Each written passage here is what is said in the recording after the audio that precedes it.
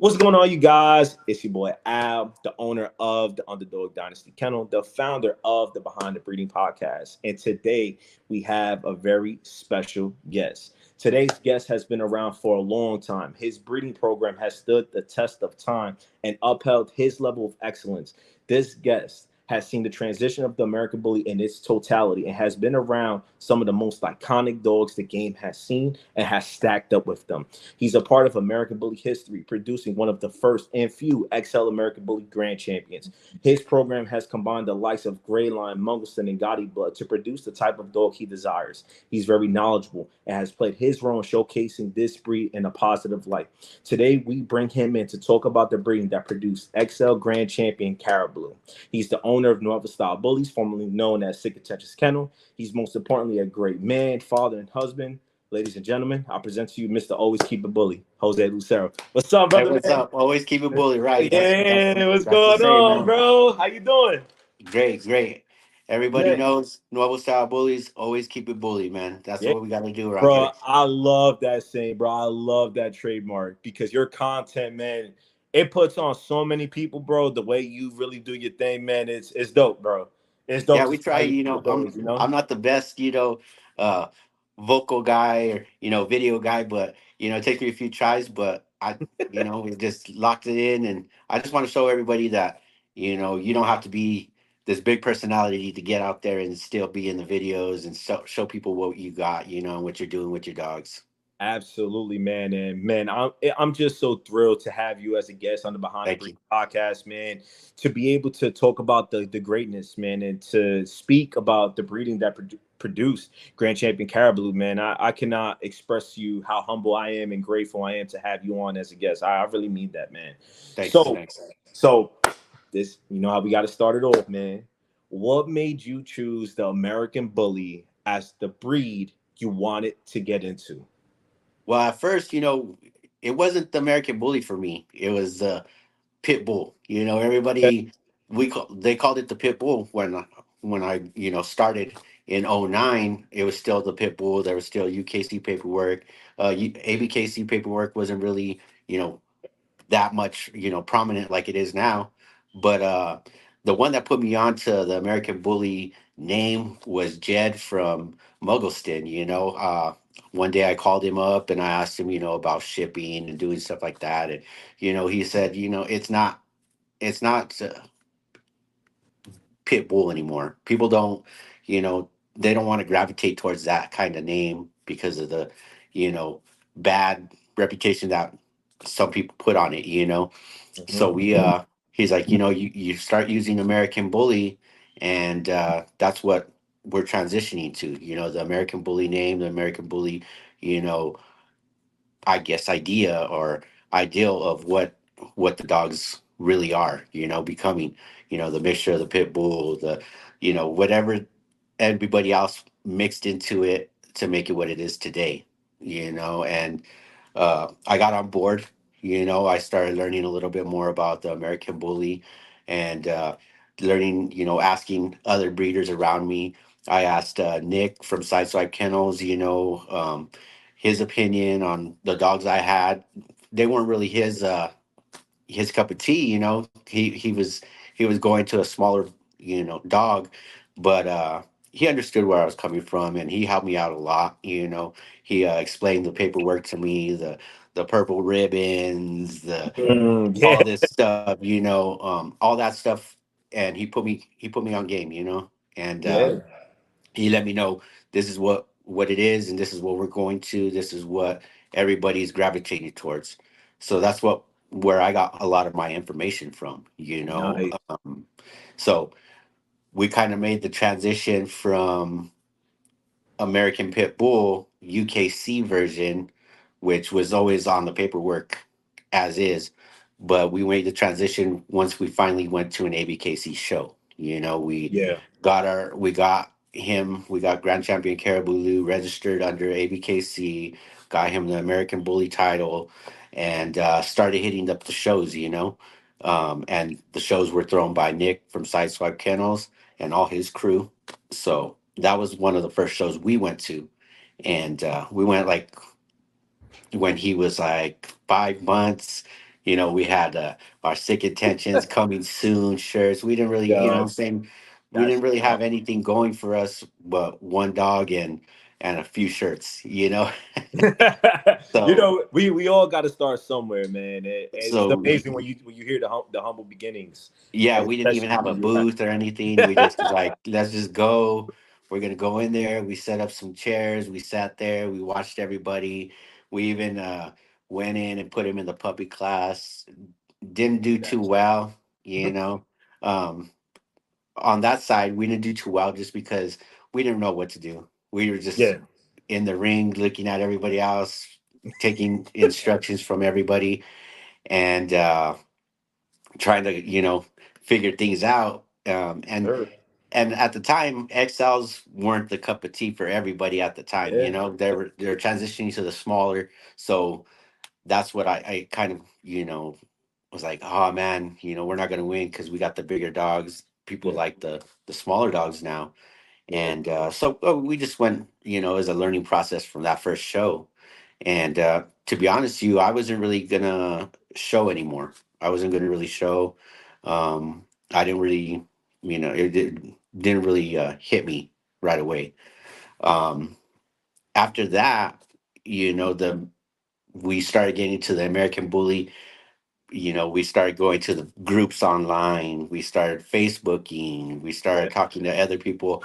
A big part of the knowledge that we got from the breed about other dogs and stuff around us was from a Arizona website, American Bully website. Uh, they had a lot of breeders, and it let us connect with a lot of breeders out there. In Arizona. Um, I still didn't really know what I had. Didn't really know what I had when I had him. At a young age, I was still looking for other dogs, yeah, still yeah, going out like, man, yeah, this dog's nice, this dog's this, and trying to find another stud for our other dog or one of our females. So that kind of was like, but I for the longest time I just gravitated towards the bigger dogs, the XL bully. yeah, I just gravitated towards that, and it was just what I wanted to do. But I didn't know that there was dogs that big. To me, the ideal dog was like maybe like 90 to 100 pounds, muscular, big head, you know, uh, just something that you see on TV or you see in a cartoon dog or whatever, you know what I'm saying? Just something that you really don't get to see every day. yeah, And when I saw Caribou Lou's dad, that's what I thought. I was like, this dog is perfect. yeah, He's perfect. He's exactly what I envisioned as at the time, pit bull, badass pit bull. You yeah, know what I'm saying? yeah, There was nothing, he's ideal. And I didn't, at the time, I didn't really think I could obtain a dog like that. yeah, I was just like, oh, he's nice. He'll never be mine though, but it's all good. But my mentor, he's the one that had him, and he offered to sell him to me. So I just, I swooped him up that day when he asked me. I was like, man, hell yeah, let me, I got scrounged up all the money that I could, and we drove over there and purchased him. And to be honest with you, I didn't know nothing about breeding, really. I didn't know anything about breeding, what to do. I just, like a lot of people probably embarrassed to admit, but I just thought, just throw two dogs in there and boom, puppies. yeah, But it wasn't like that. yeah, Um, I didn't really know the whole process. I did have a mentor, but he had a dog that would just get in there and just boom, grind him out and just, take control. Not every dog is that type of dog, where they're just get on the female and just, you know, yeah, handle business. Other dogs need a little bit of time or they can't get it right or whatever. yeah, So I didn't understand that. I just thought dogs was naturally a thing that you just boom knock them out. yeah. You know? relatively simple. Hey, listen, she's in heat. You ready to Yeah, go? Go ahead. exactly. Go ahead, bro. Exactly. That's And exactly then what I you thought. realize it's not Yeah. as simple. So, Yeah. question: You you get in right. You have these dogs. When did you make the decision that you were going to pursue this lifestyle? Because obviously, breeding the lifestyle is completely different. You know, obviously, we do make money from it, right? We Yeah. sell puppies, but as much as we talk about the money, the reality is you got to whelp the puppies. You have to give them shots. You have to do these other things. You get what I'm saying? And Yeah.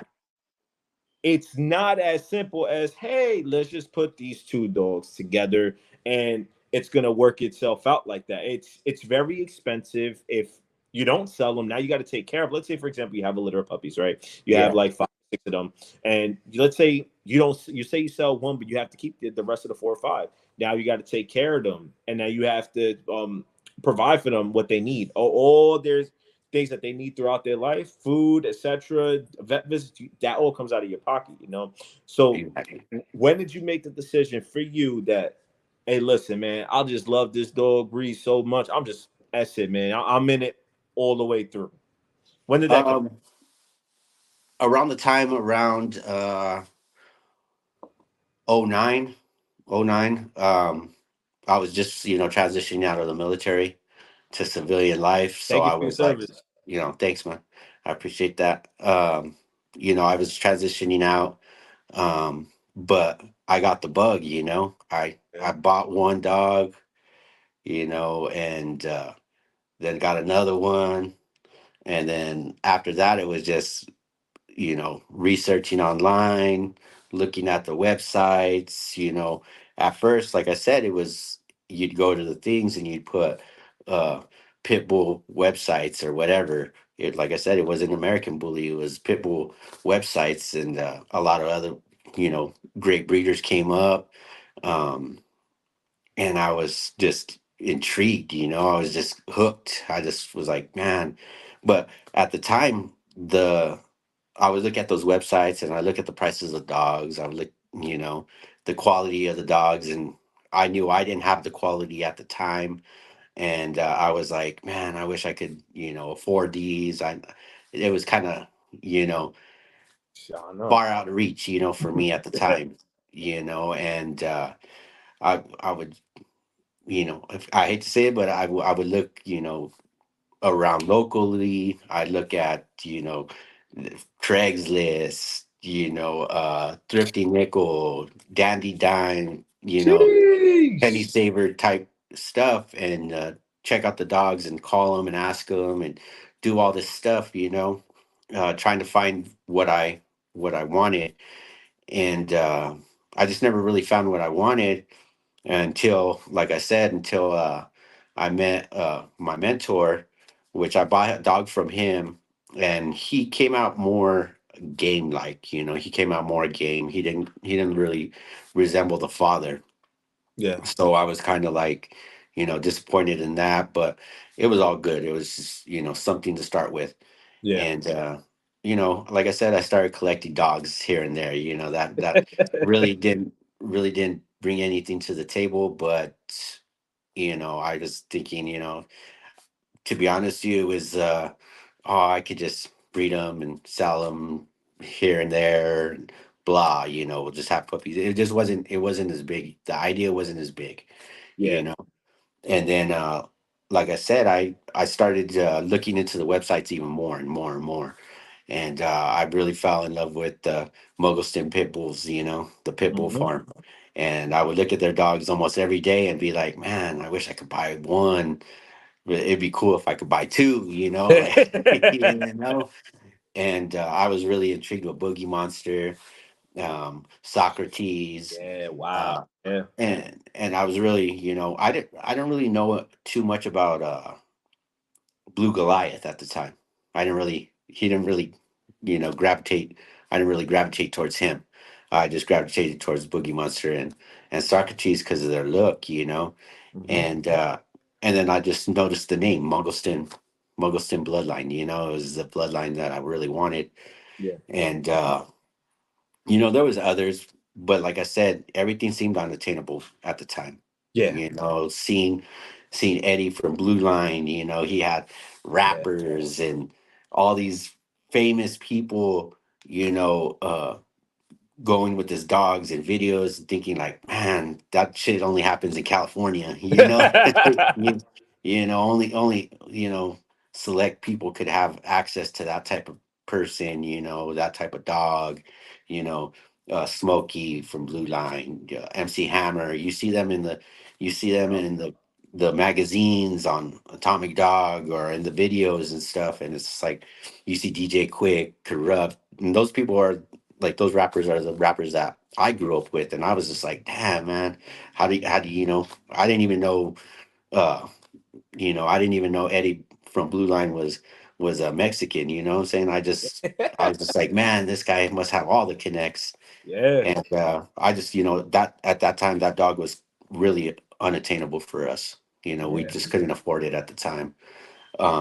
But there was some other, other breeders that I liked and stuff. I like that dog Scarface, Gotti Line Scarface. You seen him on the, I seen him on the websites too, and I just never thought I could own a dog like that. that's awesome. So you said that you did a lot of research looking for these dogs, right? And Yeah, obviously, I've had this conversation with multiple people, and we talk about when you first get into it, right? It's very difficult to find what you like. And the purpose of this podcast is to help people understand better where to look for, right, with their dogs that they want to purchase and the type of traits that they desire and what they're looking for, right? And we understand the complexities because obviously when you come into the game, there's a bunch of different phenotypes, different classes. There's a lot going on. So sometimes you might go, wait, if I get a dog from here, it could look like this dog. And then you realize that gene sets them apart. yeah. So you said that you were searching for these dogs that had the look that you desire. And you kept looking, right? So I Yeah. want you, in your opinion, what bloodlines were your personal favorites at the time when you got into the community? And I want you to rank them based on your personal preference. For me, it was, you know, Gotti Line and Muggleston. Gotti Line first because everybody knows, you know, even if you don't even know really anything, you're like, is that a Gotti dog? Is that Gotti? Is that, and everybody knows Gotti Line, you Yeah, know, because they just, the notorious Juan Gotti, he made a name for himself and he made it from Gray Line. Obviously, now I know that, yeah, Gray Line and the collaborations with a lot of other breeders out there in California created that dog, and Richard, put him on the map. Richard, had him out there, bred him, he looked, that he did. immaculate, you know what I'm saying?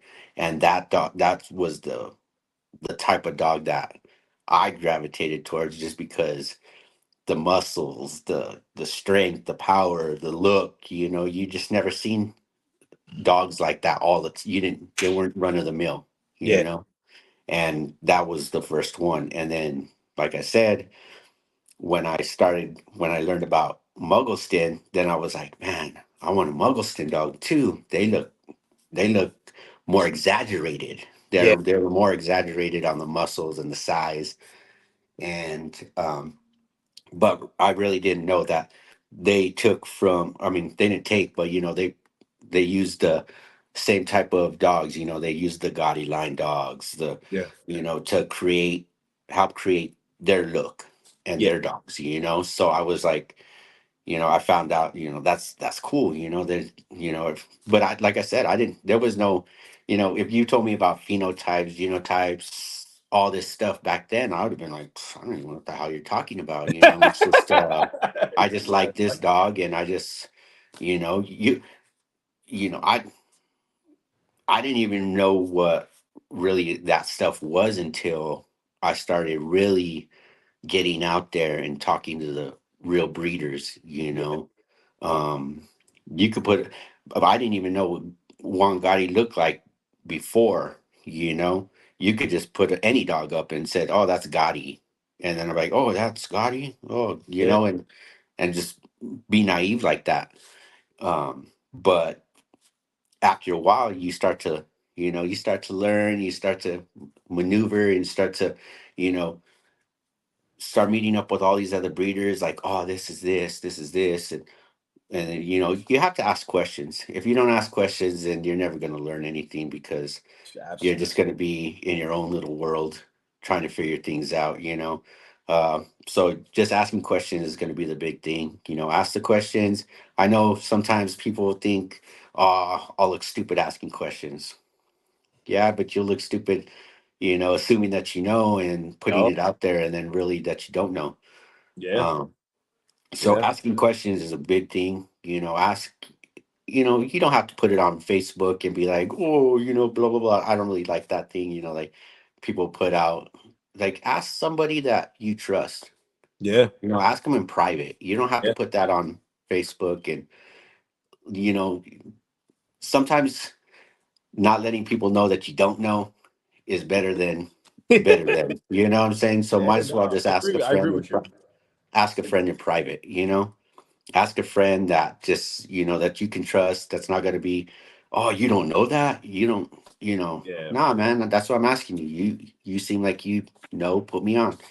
Yeah. Just ask somebody that you trust, because a lot of breeders like to be like, keep that help in the back pocket, like, oh, Yeah. well, I helped him last time, or I helped, he didn't even know this, Yeah. and having a mentor is a good thing. I agree with you 1000%. I've spoken about this a couple of times, right? And I feel like when you get into the community, that if you have a great mentor that can really help guide you, and if they're very knowledgeable, it helps speed up your process in regards to learning more about the breed, and it pushes you to want to learn more. And when you start having these very educated conversations with this mentor, like for me personally, one of my mentors is Dan Rooney, and obviously I bought my dog Ghost off of him, but the amount of knowledge that he shared with me, and the way we would have these conversations, it's just like, man, dude, the way that my knowledge grew, and just being able to see things and learning how to read pedigrees, and understanding bloods and what it took to create those dogs, and that really helped put confidence in me, and knowing, okay, now I know what to look for. Now I know the importance of this, and these other aspects that come with breeding. And having a mentor, it really is, it really helps you, especially if you have the right one early on. And to be honest with you, those mentorships, man, I can only speak for myself, but they turn into really good friendships with those people over the course of time. And I know that for me, that's what I had. um Yeah. so here we go. Right. So now you have all this, right? Your information, right? You're in here, well, 2009, right? Hmm. Who were the top dogs at that time when you got into the community, and what made them special? Well, for me, uh you know everything was about uh Muggleston. That Yeah. was for me. That was me. Um, I know that they didn't go to shows and stuff too much, but I wasn't really in the show arena anyway. Yeah. So I don't really, but to me that was the top stuff. And Gotti, like I said, but there was so many variations of the Gotti bloodline that I can't really pinpoint it to one dog that was just like, oh yeah, this, yeah, that. It was a bunch of dogs that basically came together to be like, oh yeah, I like this dog, but I like this dog. I Yeah. like his color, or I like the way his structure is. I like his headpiece. You know, so I can't really pinpoint it to exactly the dog, but the the type of dog I was looking at was basically like MC Hammer, Mm-hmm. Scarface, Patron. Yeah. Um, because like I said, you see these guys on the internet, and it's just, man, they're impressive, and to be honest, these guys look like me. They were Chicanos, they were Mexicans, and they had these badass dogs, and they were like, oh, we're here, we have all these, you know people coming around us, and they have all these dogs that, they meet them up, they do the video, or they meet up, they do the videos together. They have the dogs, walking down the street, or walking in, you know on the train tracks, and doing all this cool shit, and it was impressive. It was like, Yeah, man, those guys have the dogs that, you know you don't I didn't see it around New Mexico yeah. at all, you know and if they did, there's they're few and far between, Got you. so there, I can't really pinpoint exactly what top dog at the time was for me. But for me, I mean, I can't really pinpoint the top dog like that. But for me, the the dogs I really gravitated was those, like I said, Scarface, Patron, Smokey, to Smokey, Jalisco, and then you go to Muggleton's, and this is Boogie Monster, Socrates, Yeah. and I'm just trying to wrap my brain around it and be like, man, these dogs are just, where do they get them from? Or I am I only going to be able to get them from these people? This is how much they charge for them, and I need to save up my pennies. Hell yeah, man. And especially at that time, right? Because Yeah, we understand the greatness that Eddie had from Blue Line, to take the Dole game where he did, right? Because he really made it become mainstream for him, right? Understanding that yeah, he took it to the music business. And man, I'm not gonna lie to you, I would love to have an interview with Eddie as well to talk about that, what that transition was like, because it's crazy, but I remember watching. There used to be DVDs on this yeah, back in the day, and I yeah, remember watching it at my home. I want to say this might have been '07 or '08, one of those years. I'm still a kid. I'm in high school at this time, and I am literally watching them on my computer. And my father's boy was like, "This, yeah, man, y'all can't afford those dogs. Those yeah, dogs are tough right there." It's crazy when you start thinking about the transition of the breed, right? We understand where it was years ago and where it's went, yeah. and how we see these traits and everything develop. It's crazy, man, and it's dope to see the impact that Eddie had in the community. Obviously, he's done so much, Yeah, especially he's those that he's he's a had. pioneer. He's a Yeah. pioneer for sure, because he put a face to it. He mixed those genres together. He mixed Hmm.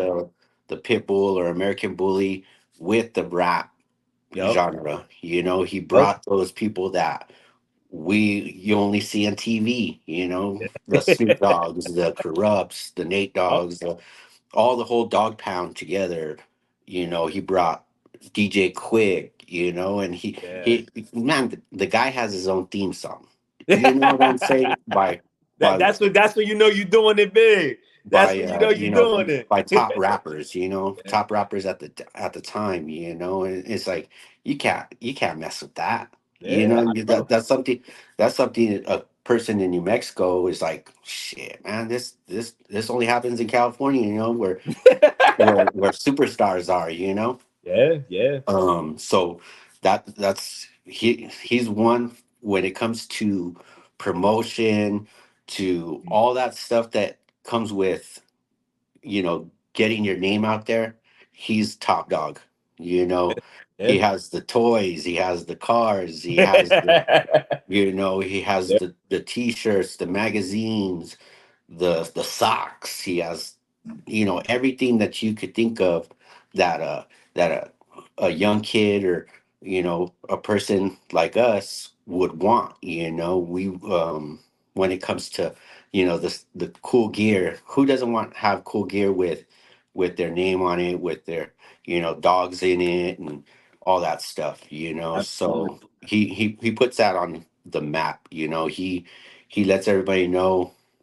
you know he'll tell you, he'll tell you himself.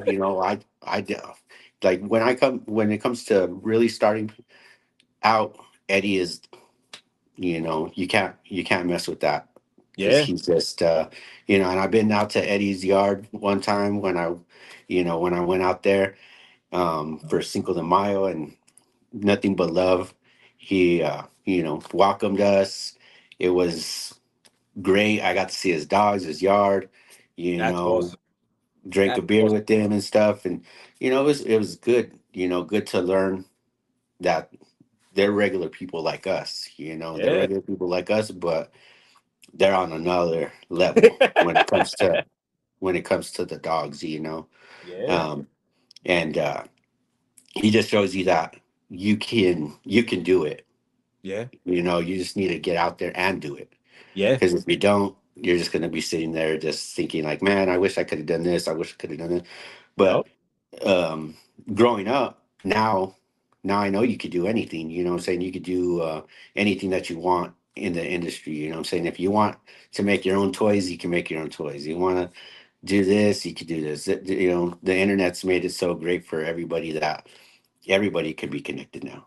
Yeah. You don't have to just be in California anymore. You can Yeah. be on the East Coast and still be able to get connections and you know hook up with people that you never really would have thought before.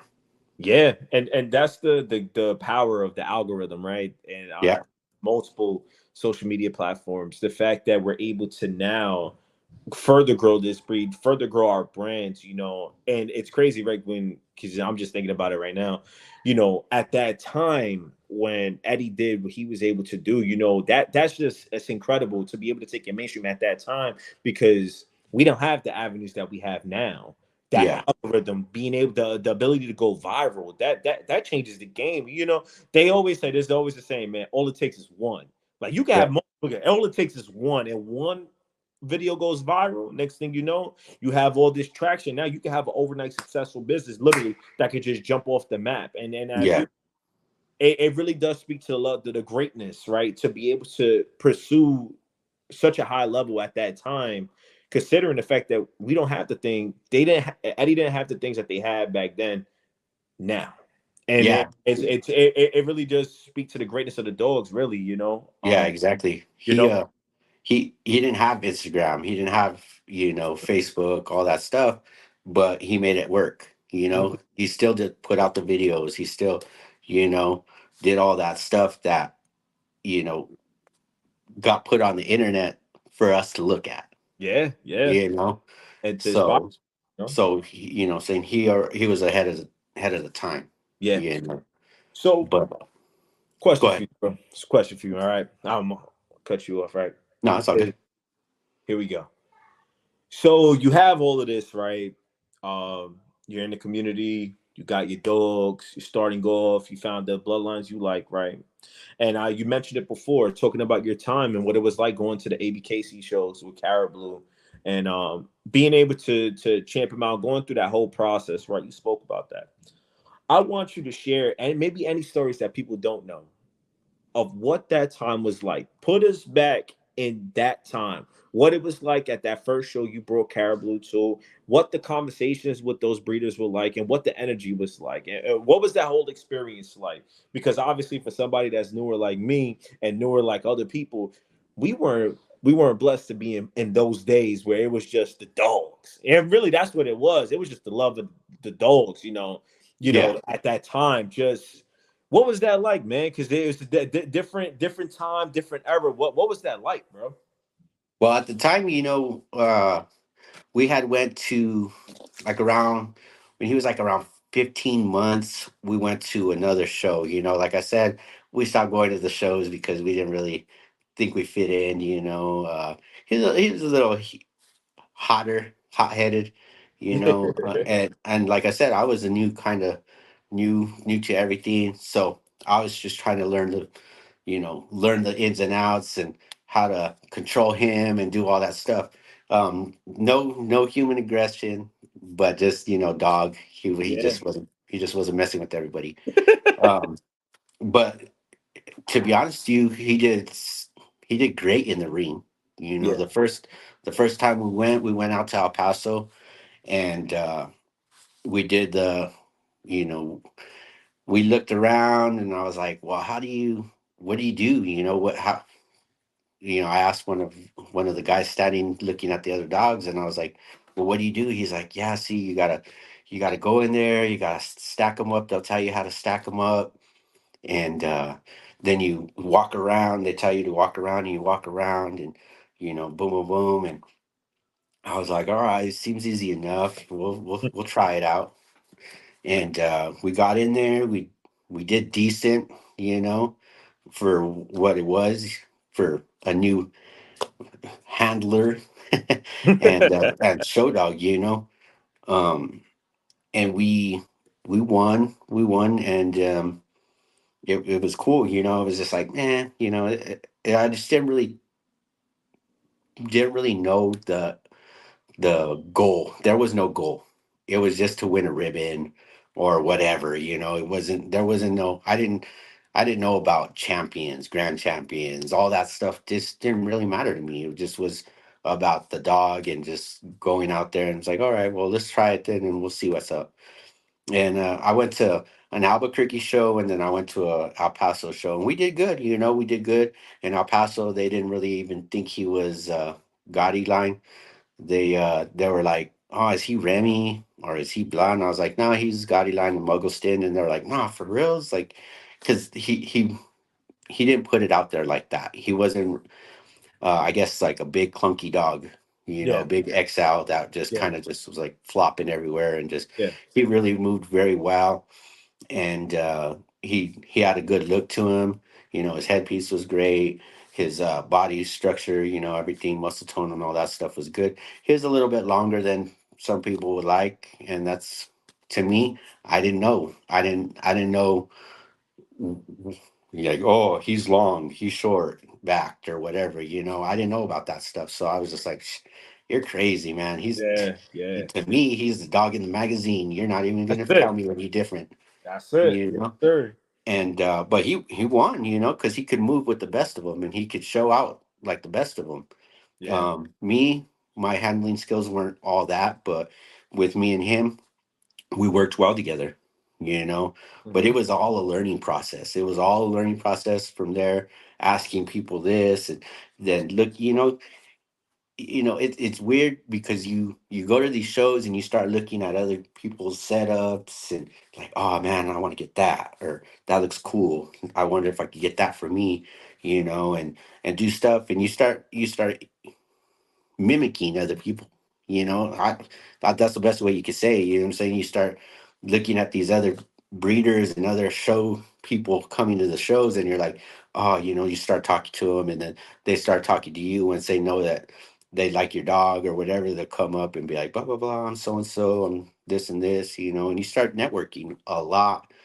And if you have a real nice dog, you're going to network a lot. um, Hell yeah, that's 1,000% the truth. so 1,000. it was like that, it was really, we networked and stuff, but I still wasn't really into the show scene. I didn't really, I was like, nah, I don't want to show no more. I don't really want to show. And it just wasn't really into me. I still hadn't met any of the, like, the bigger names or anything like that. It was still kind of local, Yeah. like New Mexico, El Paso area, few Arizona people. And one day I just went to an Arizona show, and I didn't want to show. I was just like, there was a dog there that I loved. His name was Sureño, Mm. Champion Sureño. I don't know if you know him. Gee, that's a Uh, throwback name, bro. he Wow. was, but he was on, like, there's another thing, what I'm saying. He was on Atomic Dog magazine. So I Yeah. was like, damn, this dog is way better than mine, you Yeah. know? Yeah. But because you think if they're on the magazines, they have to be the top The top of shit. the top. They're the top of the Yeah. top. Right. You know? And so we went to Arizona, and I was hoping to meet the person that owned him and see the dog and stuff. And I really didn't get the welcoming that I thought I was gonna get. I try to be nice to the owner, and it wasn't really shared. Yeah. Damn. So we I kind of put a battery in my back, Yeah. uh, stacked up Caribou Lou in front of their little tent and their little area, and let him show out in front and show who the better dog was. But he didn't want to stack up with us. because he was Wow. mad at us, the owner. Oh But man. I only did it because he didn't really show the same love. And I was like, I went over there and I talked to his boys. I was like, oh man, you guys got Sudanio. I want to check him out. He's cool. That's a beautiful dog. Da da da da da. Yeah. And then when the owner came, it was kind of like, who are you? Damn, I hate Type that. stuff. And I was like, man, that's what's up. All right, cool. So, you know, I was kind of feeling myself and feeling my dog, and I just put him right up from there, stacked him right in front of their tent, and said, hey, had everybody take pictures of him in front of their tent, and say this is, and did a little video promo type thing, and was Nice. like, hey, this is Caribou Lou. Yeah, at the time it was just six Caribou Lou. Boom. This is baddest dog air at the show. Just stuff like that. I Stupid shit. love it, yo. I Um, love it. but then I still, like I said, I still wasn't gonna show. And then Oliver De La Cruz. Do you know who he is? No, no, no, not right. Oliver De La Cruz, 5150 Kennels, Gotcha. Yes, yes, yes. There we go. California. There we Really you know, the dogs. Working dogs. Well, go. Gotcha. he was there. He was a guest judge for the fun show, you Mm. know, and he loves those big dogs, man. And I was like, oh yeah, you know what? Let me put him in the fun show, see how he does. We went to this fun show, took the fun show, did good, showed out, took picture with Ollie, and I was like, man, can you take a picture with my dog? That was even better than, you know, like I said, meeting one of those great Iconic dog. people Yeah, that really did back in the day that created great dogs. yeah. Um, so I was like, oh, I can take a picture. And he's like, yeah, keep it up. Like I said, he put a battery in my back a little bit more. I was like, oh shit, man, he likes my dog.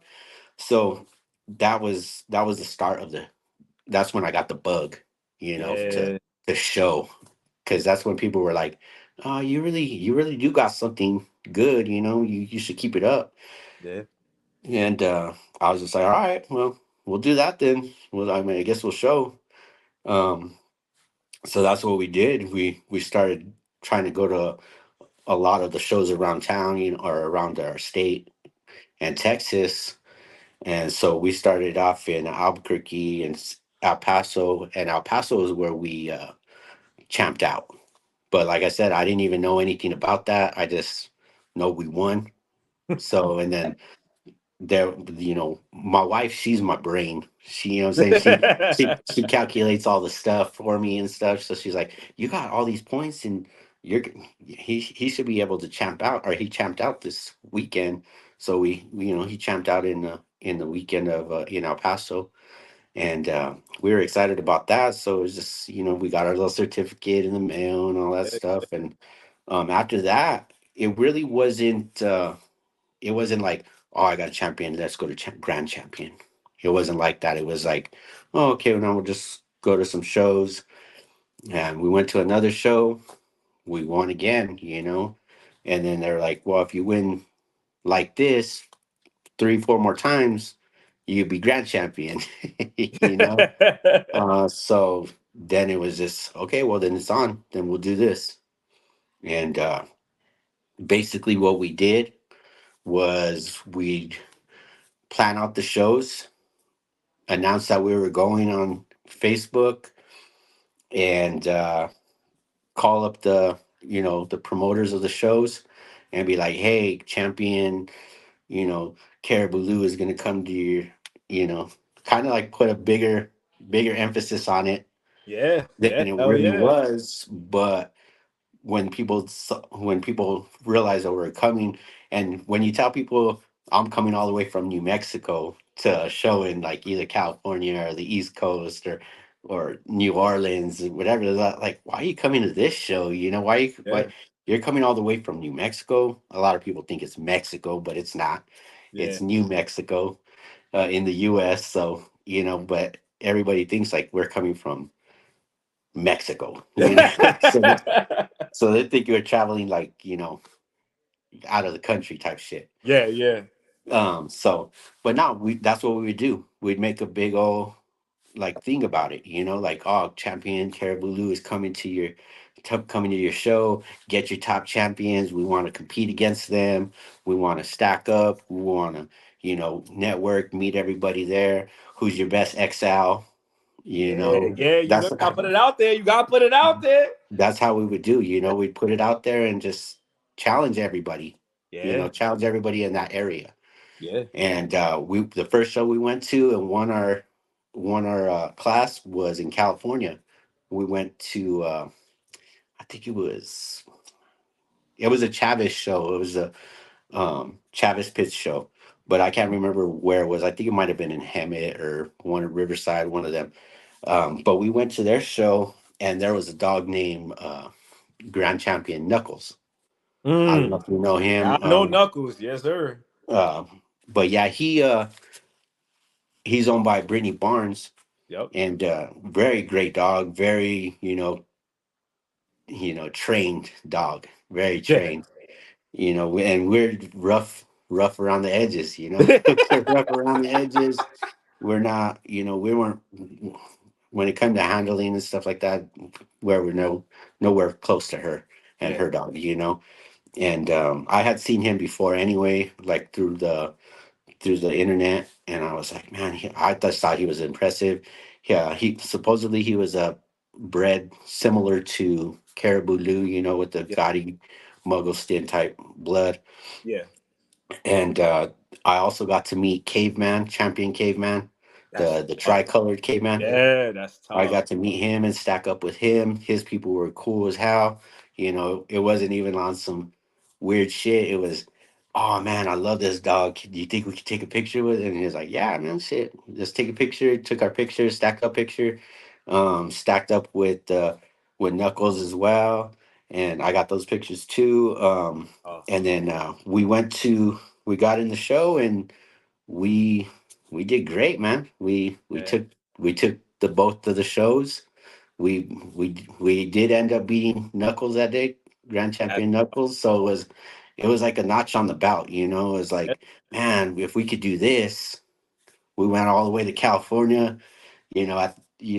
How it is. It's just like Hell we went yeah. to California, took their trophies, brought them Yeah, back. hell You yeah. know, so it was one of those things. The head got bigger. You know, uh, but after that, it was we we uh we started on the train. We started on the winning train. We went Yeah. to the next one we went to was New Orleans. We called up New Orleans promoter and we're like, hey, champion Caribou Lou's coming out to your town. Who's your best XL? They were like, oh, it's our boy Champion Dollar, XL Champion Dollar, owned by Branch Brothers. And I was like, that's what's up. Similar bread to Caribou Lou as well. Yeah. Basically, I think Dollar could have been his bigger brother or his dad if you know what I'm Yeah. saying. If we look the way you looked at it, they looked similar. Yeah. Same colors, same size, same, you know, structure and all that stuff. So we went to New Orleans and we're like, and nobody gave. I can honestly tell you, nobody cared about any of the other dogs there, but they wanted to see Champion Dollar and Champion Caribulu go head to head in the ring. You know what I'm saying? That's tough. That was the thing. That was the main event. That was the main Yeah, event. that was the main event. The two big dogs that looked similar, their legend, Branch Brothers, you know, with us. And we won both shows there too. You know what I'm saying? We took the Hmm. shows out there too, and we're like, damn, we're pretty good, man. I Yeah. mean, we're Yeah. working it. They're really feeling us. Yeah. We're really bringing it to the table. And we had a few hiccups. We went to a few other shows. We went to Dallas. Um we went to with Snyder, Texas, and we didn't win. We Sheesh. lost against Grand Champion Saki Bomb. Oh, Saki's So tough. Saki's yeah, tough. That's tough. so we were going head to head with Saki Bomb. That was our hardest competition was Saki Bomb. Yeah. You Hell know, yeah. and so we we just went head to head, man. We went head to head. We went to Snyder, Texas. We got in the ring. That's where Saki Bomb got his grand champion at. But the person that put Saki Bomb on the map, was his previous owner, Punch Yeah. Olivas. He went everywhere Yeah. with Saki Bomb, from Yeah. coast to coast. He had his face on Atomic Dog magazine, like when you have your dog Yeah. on Atomic Dog magazine, that was the pinnacle right there, you Mm. know, because everybody in the dog business is looking at you, Yeah. everybody is looking at the book and they're looking at the cover and that's your dog, Yeah. um, don't get me wrong, similar, like, man, I wish I could do that. Didn't have the funds at the time, wish I did, but if I did, I probably would have done it.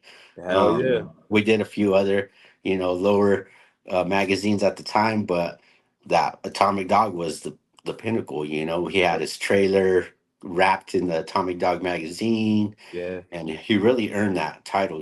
That grand champion title, Saki Bomb and Punch did, and but we were on the hills. We were on the hills, Yeah. and finally we got to our hometown in Las Cruces, New Mexico, and we had a little battles. We were going against Bistro, and we That's got crazy. we got the dub. We got our Yeah. finally got our grand champion win, and we won both shows there too, and got the grand champion win under Errol Bowden, Judge Errol Bowden, and Oh yeah. yeah, and Papa Pitt himself. Yeah, that's tough. That's we tough. got we Yeah. got both our wins Okay. off of those two, and we're excited about that. And to be honest, we're top of the mountain at that time. Um, I don't really think anything could stop us at that time. So, but So go ahead. question for you. Right. So you went on this amazing journey, this whole journey with Caribou, right? The champion out process, the grand champion process. And remember, I said before that you stacked up with some of the most iconic dogs in the community, right?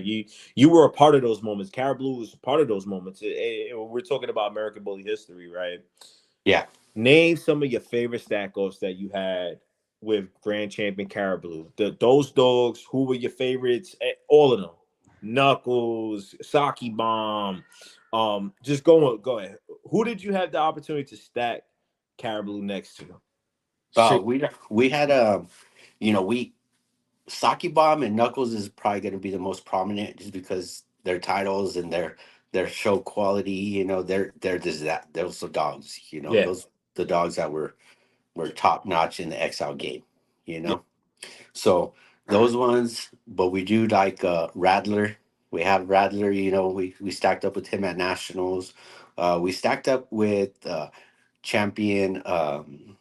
What is it? Shit. Patron, no. I can't remember his name. Like right now, I'm drawing a blank. But there's some other dogs. We did. I don't know if you remember Bully Boy kennels back in the day. Yeah, that's a throwback. Anthony. Wow. Yeah, he had a few dogs that were real. Nice. He came from the similar space as us. He had a dog named Ludacris that was a Grand Champion Caribou Lou's cousin. He got him off of Grand Champion Caribou Lou's mom's uh, litter mate, um, Goliath.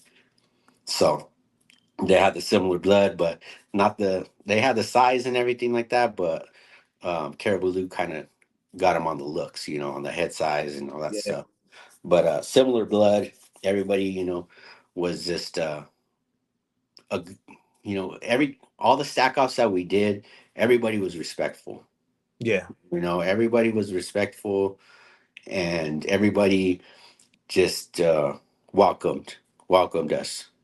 You know, I think it took some time for people to warm up to us and to realize that we were here to, do good things, go to the shows, support other kennels, and really put in the work, the time, the effort, to get the grand champion. We went from being virtually nobodies to, oh man, some of the bigger kennels wanting to work with us, and that was impressive. It was Yeah. impressive, but to me, Knuckles and Saki Bomb were the best ones for me.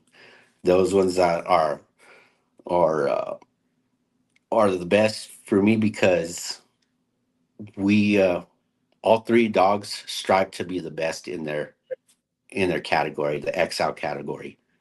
Yeah. You know what I'm saying? Yeah. Knuckles beats everybody bar none. He has the training, he has the titles, he has all the certifications to Yeah. say he's the best XL out there. Yeah. But when it comes to Saki and Caribulu, us three were just so, that was the core three. And then another stack off that we did that was kind of out of, was Antonio McClenny. Yes. We got to stack up with Grand Champion Rick Ross. That's Same thing. tough. That's tough. Yeah. Everybody, everybody, those, everybody that we stacked up had like a similar style, blood, everything, So everybody was trying to be comparable. Yeah. Everybody was like, Yeah. oh, my dog's bred like Caribou Lou too. Let's stack them up, do. And I think those two type of bloodlines, the Muggleston and Gotti coming together, made the Grand Champion XLs even better. Absolutely. They put a look to the dogs, and they, you know, when you look at it, the out of the top four, it was Knuckles, Saki, Caribou Lou, and Rick Ross. Those Hmm. four, right? Those ones were the first four XL Grand Champions. Yup. You know, so out of all those four, they're the three are pretty much bred the same way. Yup. So it kind of put us on the map where everybody was using the similar blood, and obviously it was showing results. Yeah, and you know what's crazy? You named that blood combination, right? And it's something similar with another XL Grand Champion that came on a little bit later on, which is would be Techno. And you Yep. look at how Techno was bred. It's crazy, right? When you see the proof is right in front of you, the bloodlines that worked and how they combined, right? Yeah. And it's great because that you it's great you mentioned that because now we get to pivot, right? And we go back to your mindset of when you paired up those dogs that you did, right? Understanding what how these bloods paired up together, they could pull this trait or they don't throw this, or it's very intricate, right? When talking about breeding.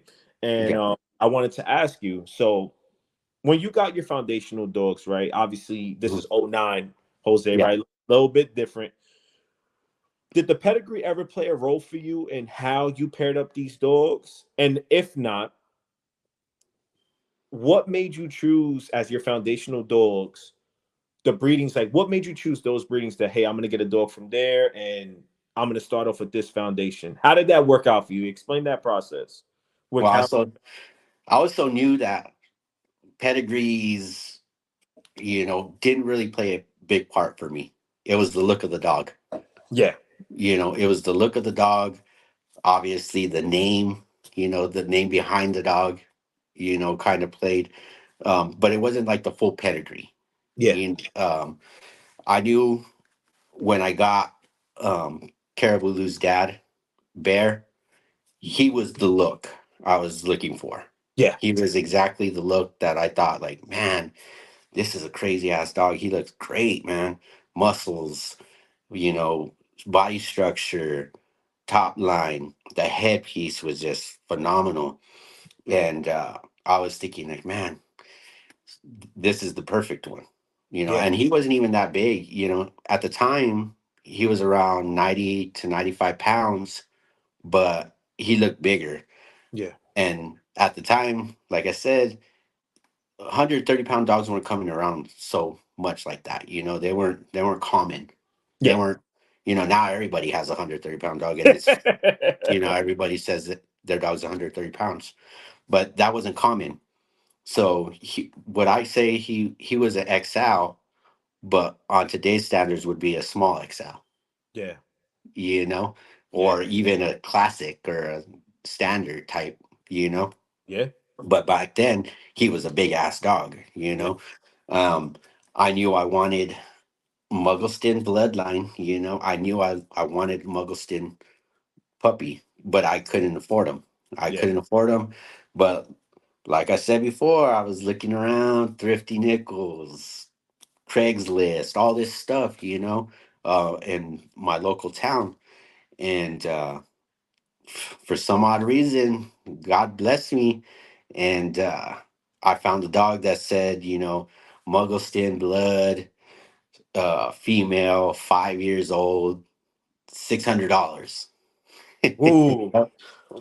And I just bought, you know, I bought Bear for 500. So I was like, you know, let me go check out this dog, you know, let me go check out this female. They say she has Muggleston blood. So I was like, all right, cool. We went, called the guy up, went to his house. He had two dogs in the back. They weren't really, you know, they weren't really you know, being utilized. He had them for 5 years, and they were just being in the cage, you know. He said he had them, he bought them from a local breeder, which I had heard of before, that I had bought a dog back in the day, like a pit bull back in like, you know, 2099 time frame. Sheesh. Yeah. So I was like, all right, cool. So I was familiar, and I saw her, and she was big. She was big, man. She was, at the time, she was had to be like, she looked huge, but when I weighed her, she was only like 105, 110 pounds, and but she was huge. You Yeah. know, like I said, at the time, those kind of dogs were big. Yeah. So I was like, oh, I'll take her. You know, I'll take her, and I bought her. $600. He didn't even have the paperwork. He still had the puppy paperwork, puppy registration. Sheesh. You know what I'm saying? So Yeah. he still had the UKC puppy registration that he got from when he bought her 5 years prior. Yeah. You know, and I knew the dogs. I knew her mother. I knew. Now I started figure things out. You know, I started like, oh man, this is a Muggleston Blue Goliath. You know, Yeah. at the time, at one time, Muggleston Blue Goliath was the biggest dog in the United States. You know, he was 142 pounds, and I Sheesh. had heard about him in, like I said, 2000, and about another local breeder having a puppy off of him, and they bought him for like $6,000. The puppy from Blue Goliath, the biggest dog in America, and so you know, everything started to basically tether into each other, you Yeah. know, like, oh, Yeah. you know, this came from this, and blah blah blah. You know, this breeder did this, and I know that. So everything started to tie together. So I took her home, but she was so big that you couldn't really tell that she was going into heat. You know, Yeah. she was very small in the back, Yeah. so you would have to check her continuously to even make sure that she was in heat.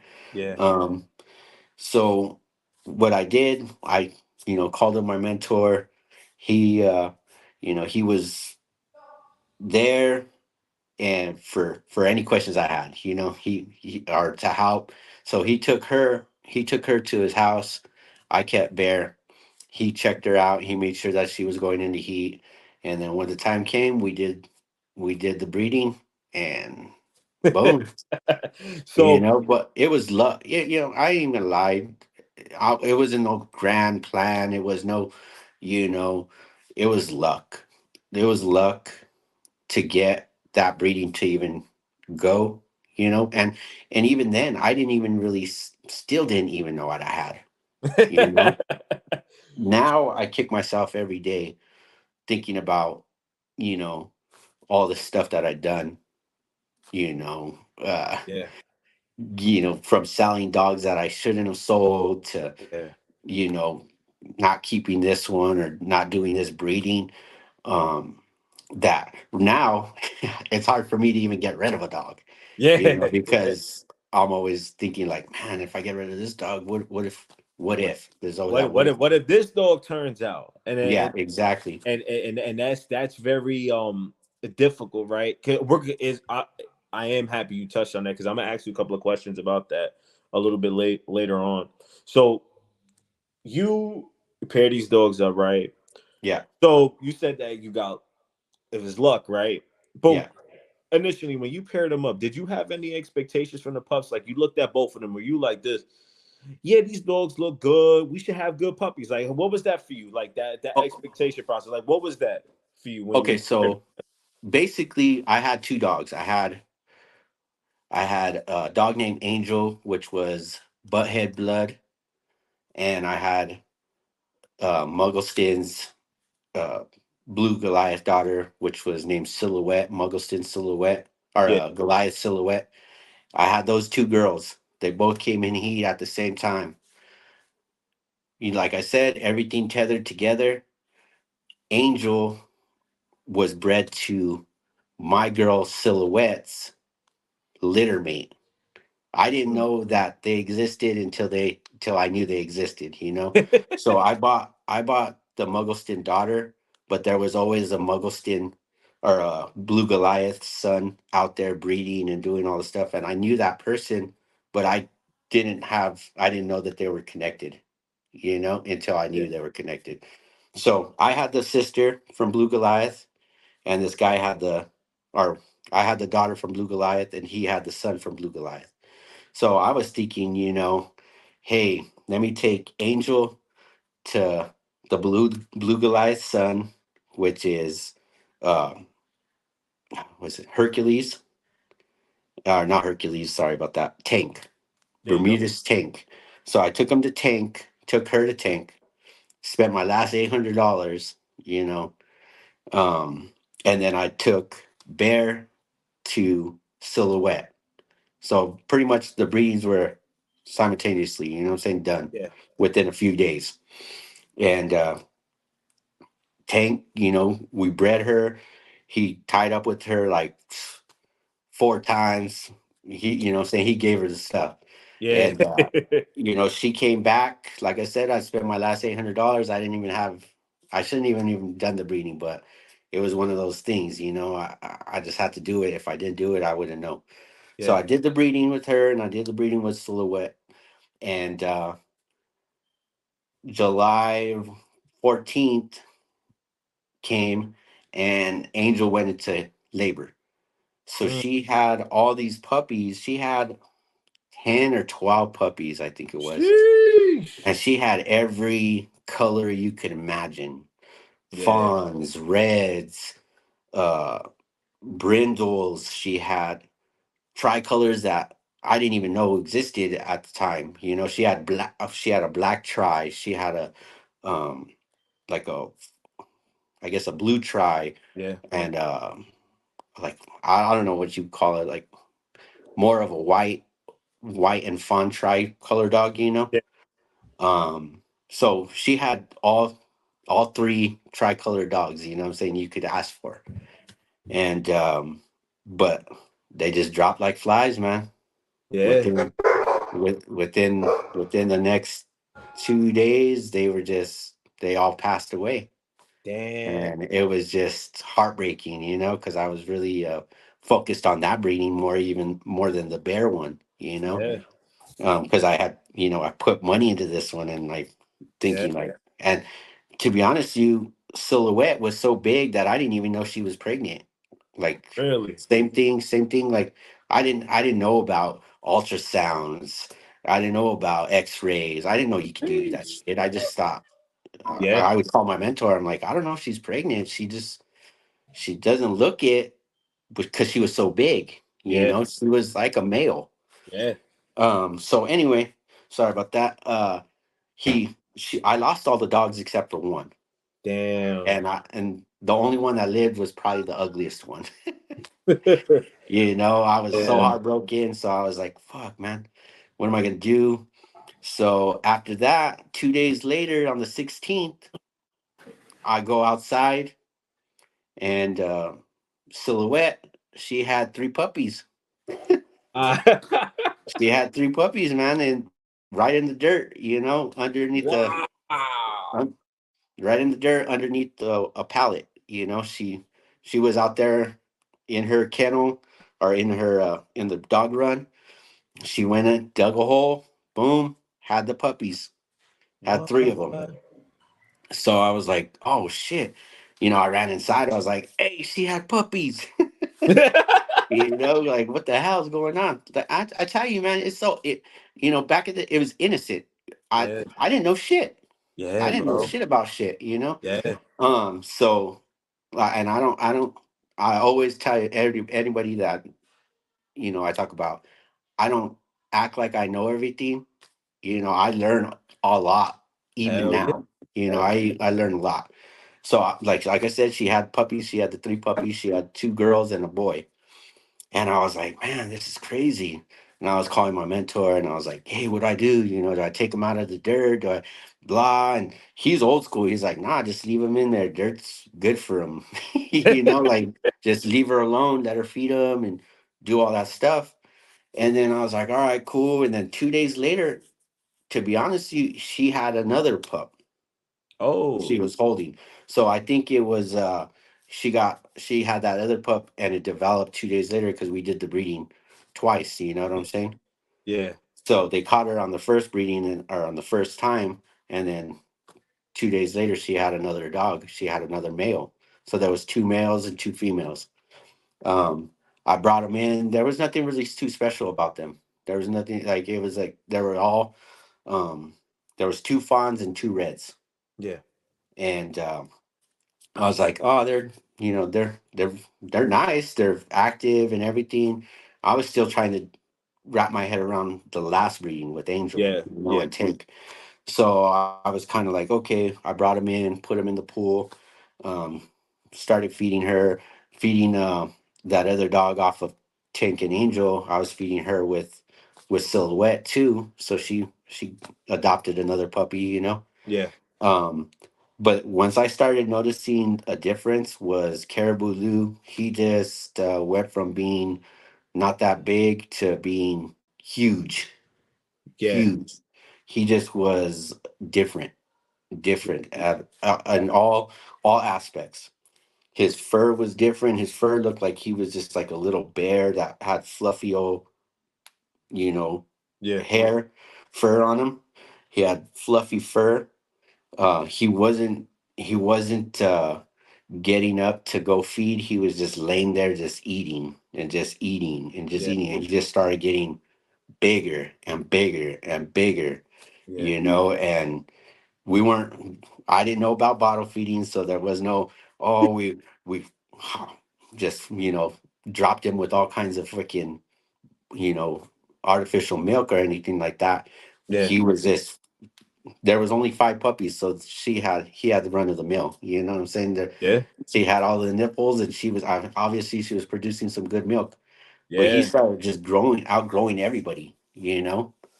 And at the time, I didn't know you had to have. I didn't know it was better to have a great female than it is to have a great male.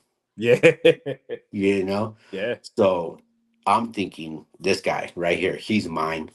This is, I'm thinking of names for him and what is he going to be, who, all this stuff. And I just had my eye on him since he started growing, like maybe like a week in. I was like, yeah, that's the guy. That's the one that's the who's going to keeper. be yeah.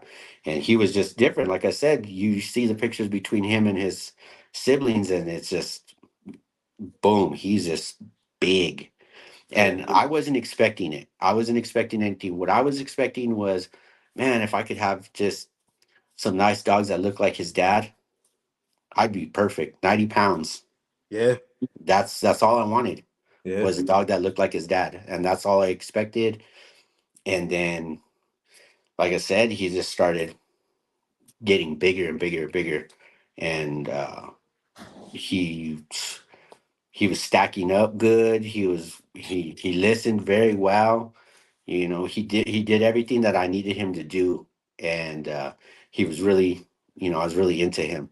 Um, so that's pretty much what I expected, was just another dog that looked like his dad, 90 pounds at most. But then he blew up and he yeah, got bigger and bigger. To he only hit 130, but he was real wide, and he real he had a lot of bone to him. So Yes, he that took a hell yeah, lot, he did. Hell he got a yeah, lot of genes from that Muggleton side, that the big bone, the size and everything like that, that I wasn't really expecting, you yeah. know.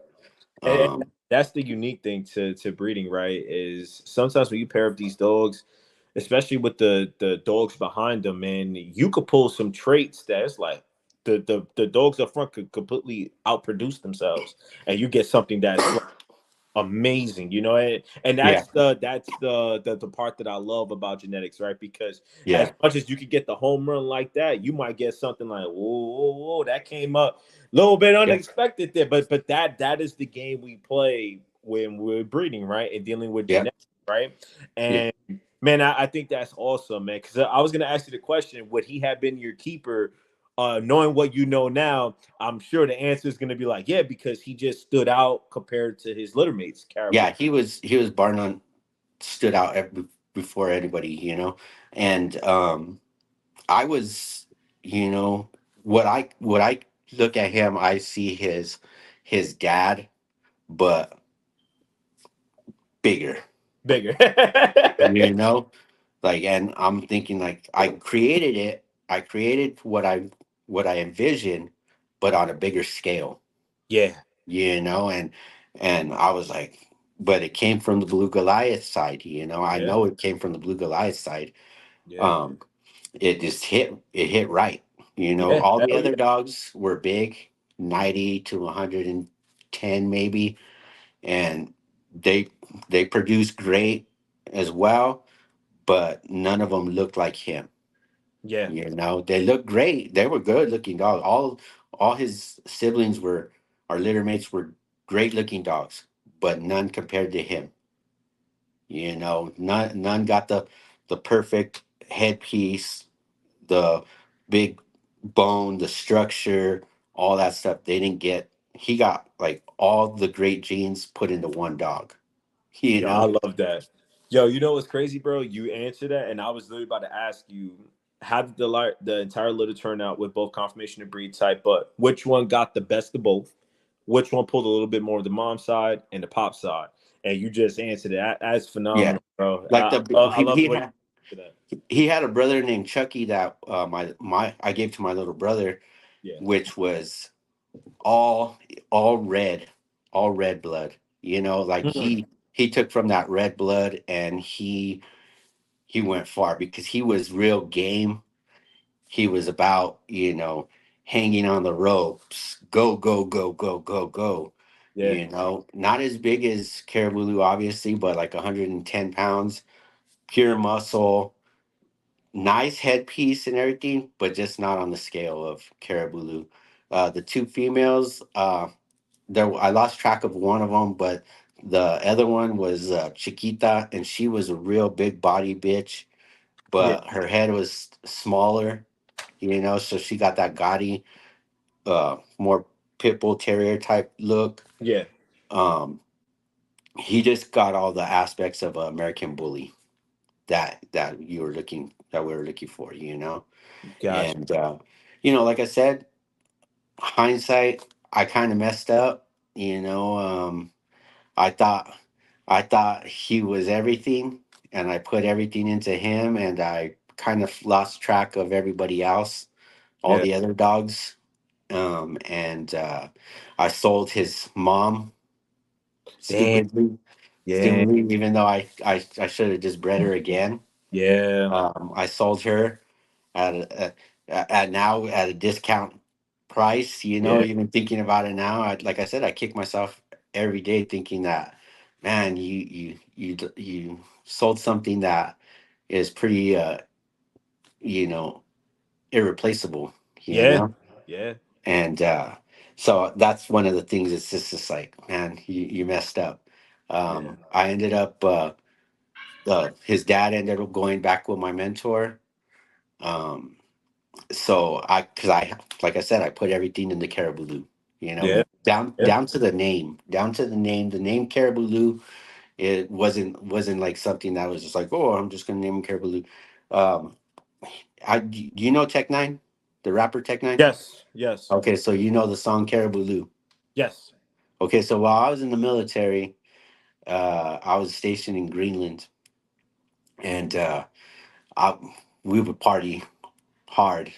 We and we would drink Caribou Lou on the daily. You know what I'm saying? We drink Yeah. Caribou Lou all the time, and it was something that just got you tore up. You know, something that you got You tore having a up. good time. Yeah. So if you look at a cup of Caribou Lou, similar color, and you look at Caribou Lou the dog, they're the same.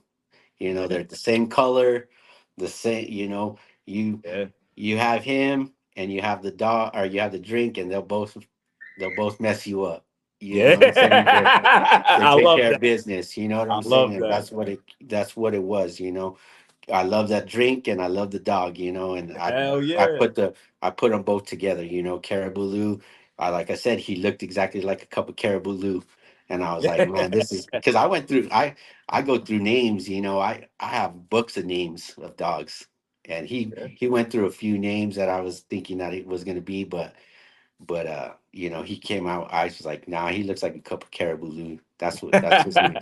And it's trippy too because you know people don't really know about the whole Caribou Lou, you know, connection or whatever, Yeah. or they don't even really know about Tech Nine or anything like that until you tell them, you know, until you explain the thing and you put them on game. But Yeah. you know, it's one of those things that everybody's like Caribou Lou. What's that? You know, where do you get that from?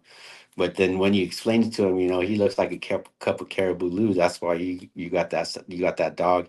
And I've always wanted to meet Tech Nine and show him that dog, you know, and tell him, hey, this dog was named after Caribou Lou, after your song, after the That's drink, fire, you know. bro. But I never got the chance to meet him. But Damn. yeah, that's down to the name. It was you know everything was thought out after that. You Yeah. know, So um, so now knowing what you know now, right? Dealing with the blood that you've been dealing with for all this time, how does your I'm sorry, my son is yeah, it's all good. It's all great. Papito, where we going, baby boy? Okay. All right, my bad. All right, so being that now you've dealt with this blood for X amount of time, right? How does your knowledge of this blood, right? Because we're talking about years now. How does that influence the puppies you keep and the puppies that you determine to let go? Because obviously, you know, when you're dealing with a certain blood for an extended time, like you've been in the game for quite some time, so you kind of know when you see a pup, if you see a trait early on, you're like, yeah, I kind of know how this is going to progress when they get older. Whereas if they show you something small at the beginning, let's say, for example, they don't really show you much at the beginning, but you know how those other dogs previously that you bred, how they progressed. Yeah. What is that process like for you when choosing your keepers going forward in your program? Um, to be honest with you, uh, right now I got I got blood. Well, my our main stud is Night Train. You know, Yeah, he had nothing to do with any of the blood that I used before. I just I saw his father, uh, and I was just like, man, this is a nice dog, you know. And they're yeah, like, the owners said, hey, we're having puppies. You know, you want to, you know, and I told them who I was, and they're like, oh man, I can't believe you're Jose Lucero, you know, you're the guy that owned Caribou Lou. So they knew, you know, knew of me. yeah, So I got the puppy from them, and from from there, their blood was man-made kennels. Their blood was big baller, BSK, you know, type bossy kennels, blood, you know, yeah, and there was no association with the Caribou Lou on that end. yeah, So I was like, oh, but you know, I didn't mind because I liked the father yeah, enough to just get a puppy, and that's where all came back was you know I like this dog. I don't care. He doesn't have no connection to me or anything like that. I just like this dog and I want a puppy.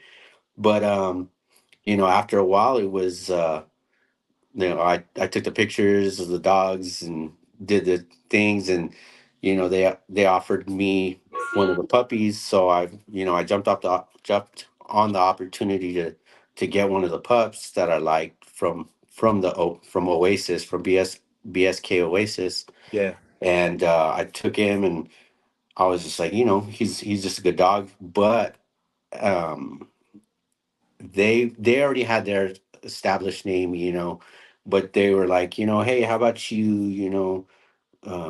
come and work with us? How about you come and work with us and be part of the kennel? And I was like, okay, cool. And then they kind of suggested, how about we change our name to Sick Intentions Kennels, and we'll run from it. We'll run from there. Yeah. We'll get it going again. And I was like, okay, cool. It's all good. I wasn't really planning on coming back to doing dogs again. Yeah. I kind of was just going to be the support team, and try to be like a mentor to them. Yeah. But I got the bug again. I got the bug again, and one dog turned into two, two dogs turned into three, so on and so forth. But I always, after knowing that I was going to come back, I wanted the connection again Yeah. with the blood that I used before, the blood that I really knew. Yeah. So I ended up using one of Caribou Lou's last living sons, which was six Monte Carlo, and I took him, and I bred him to BSK Ariel, which was my partner's dog, which was their top female. And I got Lolu and I got Pina Loca. So Pina basically, Love. I love that female. yeah, so I I love got both, I got those dogs and OG Riviera. I got those three out of the litter that, have a connection to me. Yeah. Um, so like I wanted to incorporate the night train blood with the Caribou Lou blood, Monte Carlo type blood, because Hmm. Monte Carlo was just an ideal dog that, still around from the Caribou Lou days. Yeah. So, but like I said, I wanted to bring those two together. I was as far as picking a dog. Um, I pick generally on what I think's going to benefit me in the long run. I Gotcha. don't really pick on, like some, sometimes, there's not a big plan of how to pick a dog. Yeah. Sometimes dogs come out, sometimes they don't. It is what it is. Part of breeding. Everybody, you could pick a good one, or you could pick a, you know, not so good. Yeah. Not every dog is going to be a hitter. Not every dog is going to be, not every litter is going to be $10,000, $20,000 dogs. Yeah. It is a fact. It's a Yeah. fact. I'll say it 100%. now, and and it's nobody's fault. It's Yeah. not the dog's fault. It's not the breeder's fault. It's not the buyer's fault. It's just what it is. You can't Yeah. always be the big dog. Yeah. You can't always be the big dog. Yeah. You know. So I try to pick as much to what is going to benefit me. If I Yeah. want, right now, I don't want, say, I don't want a big female. I want a more muscular female. I'm Yeah. going to pick the dog that's going to, bring that muscle tone to the future puppies. Yeah. Okay, I, and it always, there's always an aspect of color too. Yeah. You know, I have I have two fawn, or I have a red dog and I have a fawn female and a red female. Okay, well I want a black female. Okay, so I want to get a black female. I get a black female that is gonna, produce Yeah. black puppies later on down the line. Yeah. Um, so it just depends on what I'm looking for at that time. Yeah. So if I'm looking for, whether it be size, muscle definition, or even color, Yeah. people hate to be like, oh, you just do off of color and blah blah blah. You like what you like and you want what you want. If Yeah. you want a color, then that's what you're gonna go to. Yeah. If I want a black dog, obviously I'm gonna breed for a black dog. Yeah. Hopefully that you put the two dogs that are good to create that black dog, but Yeah. that's what the plan is, Yeah. but like I said, there's just so many things, aspects that come into play when choosing the dog for me. Is Yeah. basically what I want to breed, and what I want to add to that, to my kennel. Yeah. You know, um, say for instance, Night Train, he's really packed with muscle, size, big bone, headpiece, good to go. You Mhm. know, Yeah. it's not too round. It's not round like, you know low Lus or Caribou Lus, but it's a big head. And Yeah. he's really big and muscular. But his feet, no good. His feet came Yeah. out easty westy. So Yeah. what do? I breed him to a very correct bitch Yeah. that I'm gonna be able to hopefully fix that problem in the Yeah. puppies. Yeah. Not every puppy's gonna get straight feet. Yeah. That's It true. is what it is. Mhm. It is what it is. Yeah. Um, and you have, I hate to say it, but you have so many breeders that think they're better than that. They say, "Oh, you breeding a dog with this flaw? I would never." Well, no dog's perfect. You No got dog, to bro. you got to learn how to fix those flaws Yes. and breed them out and bring them out, and bring out the traits that you want and breed out the traits that you don't want. Yeah. So it's going to take a while. The It's going to hell take a yeah. while. It's going to take a few breedings. It's going to take a few this or that. Like I bred Night Train, which he has his feet that I didn't like, Yeah. but I bred him to Pina Loca, which is a clean, very clean bitch on the fronts. She has tight feet, and I got Suge White. Suge Sugar White is White, tough. Sugar White is his tough. feet are real tight, straight. There's no easty westy. So obviously I did what I was supposed to do, and I Yeah. did what I wanted to do. I Yeah. fixed that problem in the puppies. Yes. You know what I'm saying? But Yeah. don't get me wrong, easty west is going to come out no matter what. Yes. In some puppies. Yes. It's your job as a breeder to try to fix it. Yeah. High rears. Some people have high rears. You breed them to a dog you know that hopefully could fix that. It is what it is. Yeah. And that's pairing up dogs, right? Yeah, So it's all a gamble. yeah, hell Everybody yeah. tries to, everybody tries to be like, oh, I'm a mad scientist. I did all this stuff and all this stuff. I'm like, you don't really know. None of us are really fully educated Yeah. enough to say this is what we're gonna get. None of us are, vets, geneticists, Yeah. any of that stuff. None of us are like very few. Yeah. You know, a lot of breeders talk out their ass sometimes. You're right. And act like they know what they know. Yeah. But it's not. It's all a gamble. Putting these two dogs is all a gamble because you never know what you're going to get from the back end. Yeah. That back end might come in like you said with Caribou Lou. So I was thinking I was going to get Bear 90 pound dog, and I got 130 pound Blue Goliath Yeah. type dog. Yeah. You know, uh, right now, to be honest with you, a lot of the XL breeders, you go back in their lines, and you go back in the pedigrees. A lot of them have small dogs. They're small dogs, and they're promoted them as XLs. They might have bred them to an XL, but they're small on that end. So sometimes you get a standard dog. Yeah. And you look into it, and now you got to try to play catch up Yeah.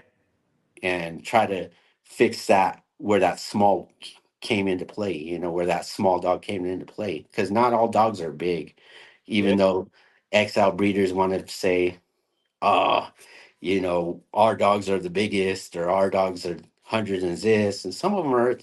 You look at them and you can tell those dogs are like 70 pounds, 80 pounds. Yeah. And Yeah. when a breeder does that to you, then a br- you know the future breed you catch yourself trying to play catch up and try to, erase that smallness, that small gene, Yeah. you know, because Yeah. it is what it is. You're going to get that small gene eventually. Yeah. It's going to come out. But Yeah. 1,000%. yeah, like I said, it's just a bunch of things that come into play when I choose a dog or when I do a breeding. It just depends on what I want to add to myself. I'll add to my program and take away from my program. Gotcha. So now that you've done multiple breedings, right? And obviously you're the one that produced Grand Champion Caribou. Knowing what you know now, right? How did those breedings influence? Well, let's say that the breeding that produced Grand Champion Caribou, how did that breeding influence your breeding ideology moving forward with your program? Like, you did this one dog. Obviously, he turns out. Do you start going like, well, what created this dog? What it pulled from this? How can I create something? Let's say, for example, something better than Caribou. How did that process work for you and like your future breeding? Like how you go about pairing up the dogs that you do now? Okay, so when it came to breeding Caribou Lou, um, I wasn't really too informed about it. I wasn't really too up on it. I didn't really know that you had to do this or do that to get this. So I'm not even gonna lie. Like I said, I was still learning. It was still in the learning process. Still in the learning process.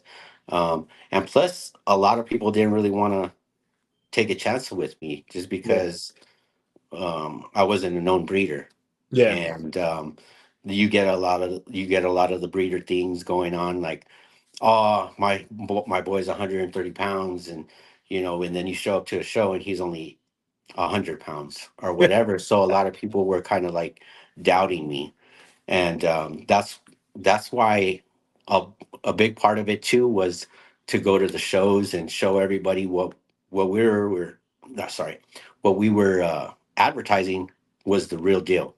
yeah, If I say he has a 27 and a half inch head, 28-inch head, I'm going to be in those shows where you're going to do the head measuring. If I say he's 130 pounds, I'm going to be able to put him on that scale and prove that he's 130 pounds. He is what I say he is. And that was the part that was kind of hard, is that we wanted to keep on proving to everybody, coast to coast, that he is what he was.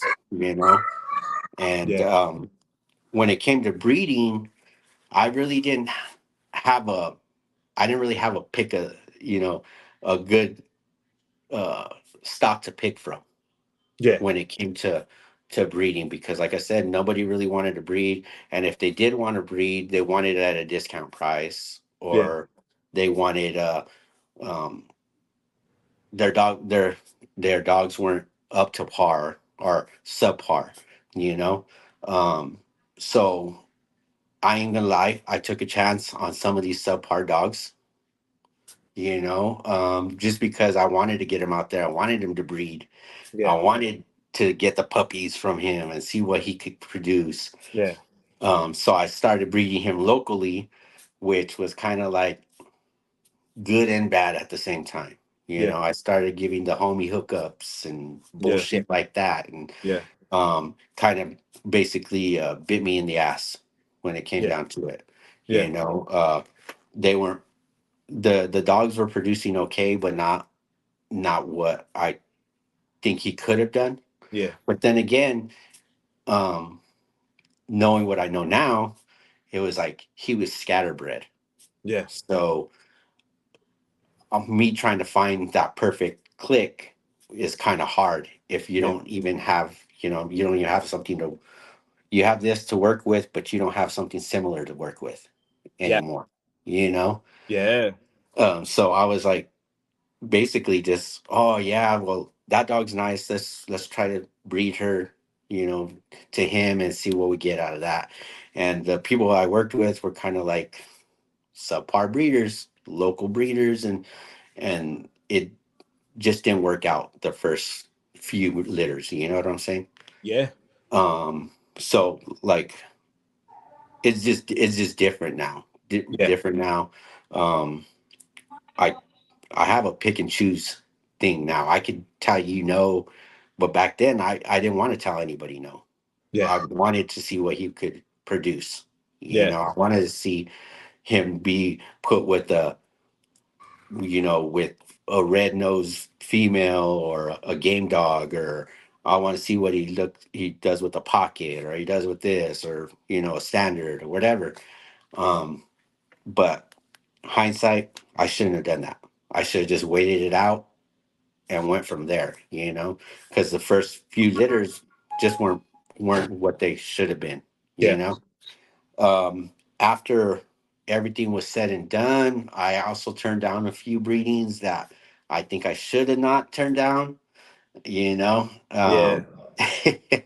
so going from there, the breeding that really put me back onto what I liked was a breeding with TPK Kennels. He's out in New Jersey as well, Alexander Rosario. Yes.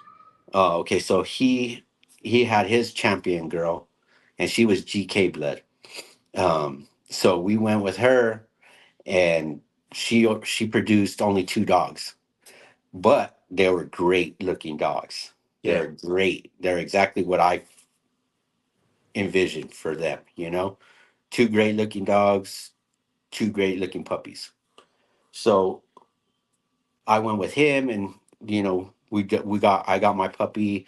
She came out beautiful, and then after that, it wasn't really there was not a lot of pop, a lot of stuff popping. Not a lot of people were still doubting,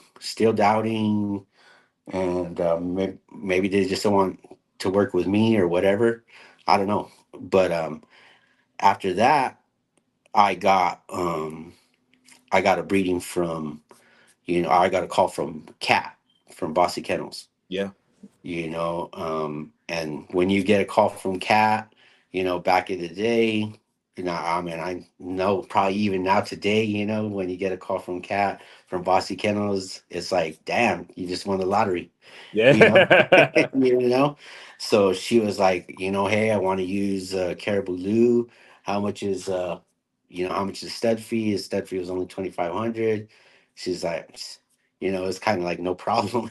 And to me, it's like, damn, she's gonna pay for that shit. So I was like, cool, that's what's up, you Yeah. know, because Exiles weren't really going for as much as they are now, and Yeah. Yeah. they weren't Different they're time.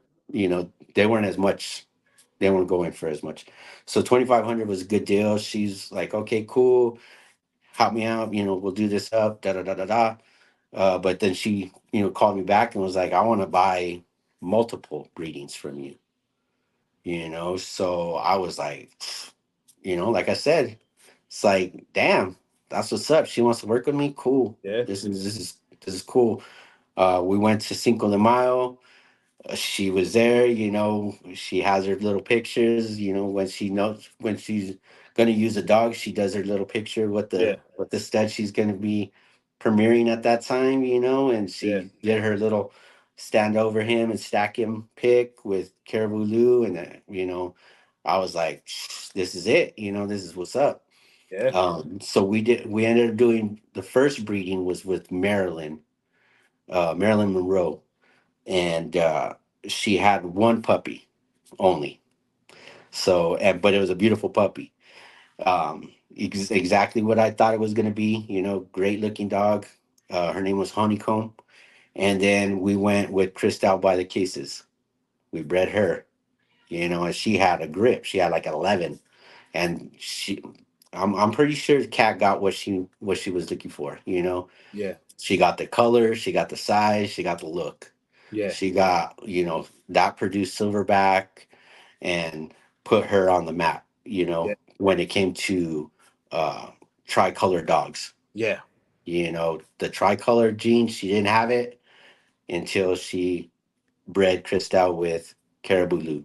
She went to Caveman, she went to all these other, you know, uh, tricolor dogs that were supposed to create tricolor, but it didn't come out until she messed with Caribou Lou, and he just had the gene. And knowing what I know now, nowadays everybody's like, "Oh, my dog carries a tri gene. Let me add $1,000 to his stud fee." Yup. I could have been doing that since From the beginning. At the 2000, beginning. yeah, 2010, because he was throwing tries like nothing, and so was his brother Chucky.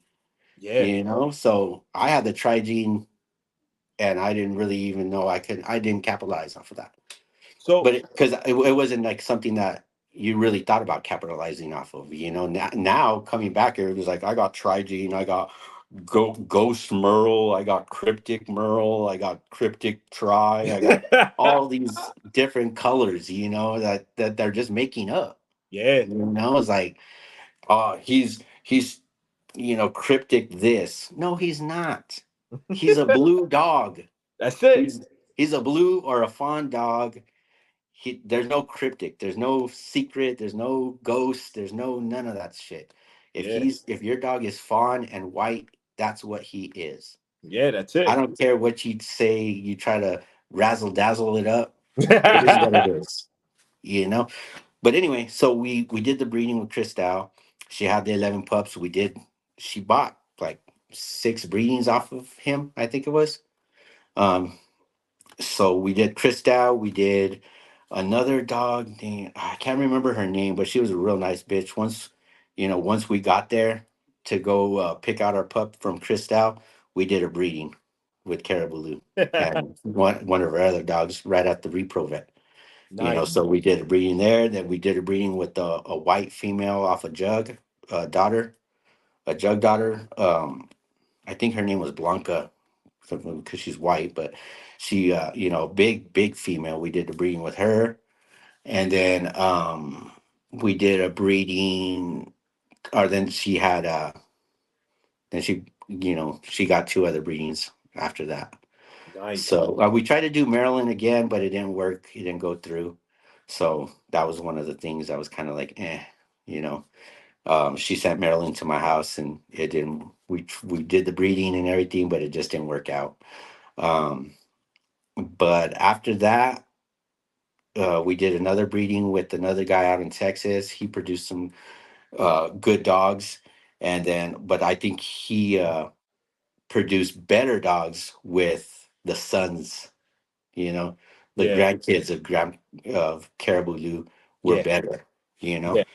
so but that was pretty much it for Caribou Lou out of that.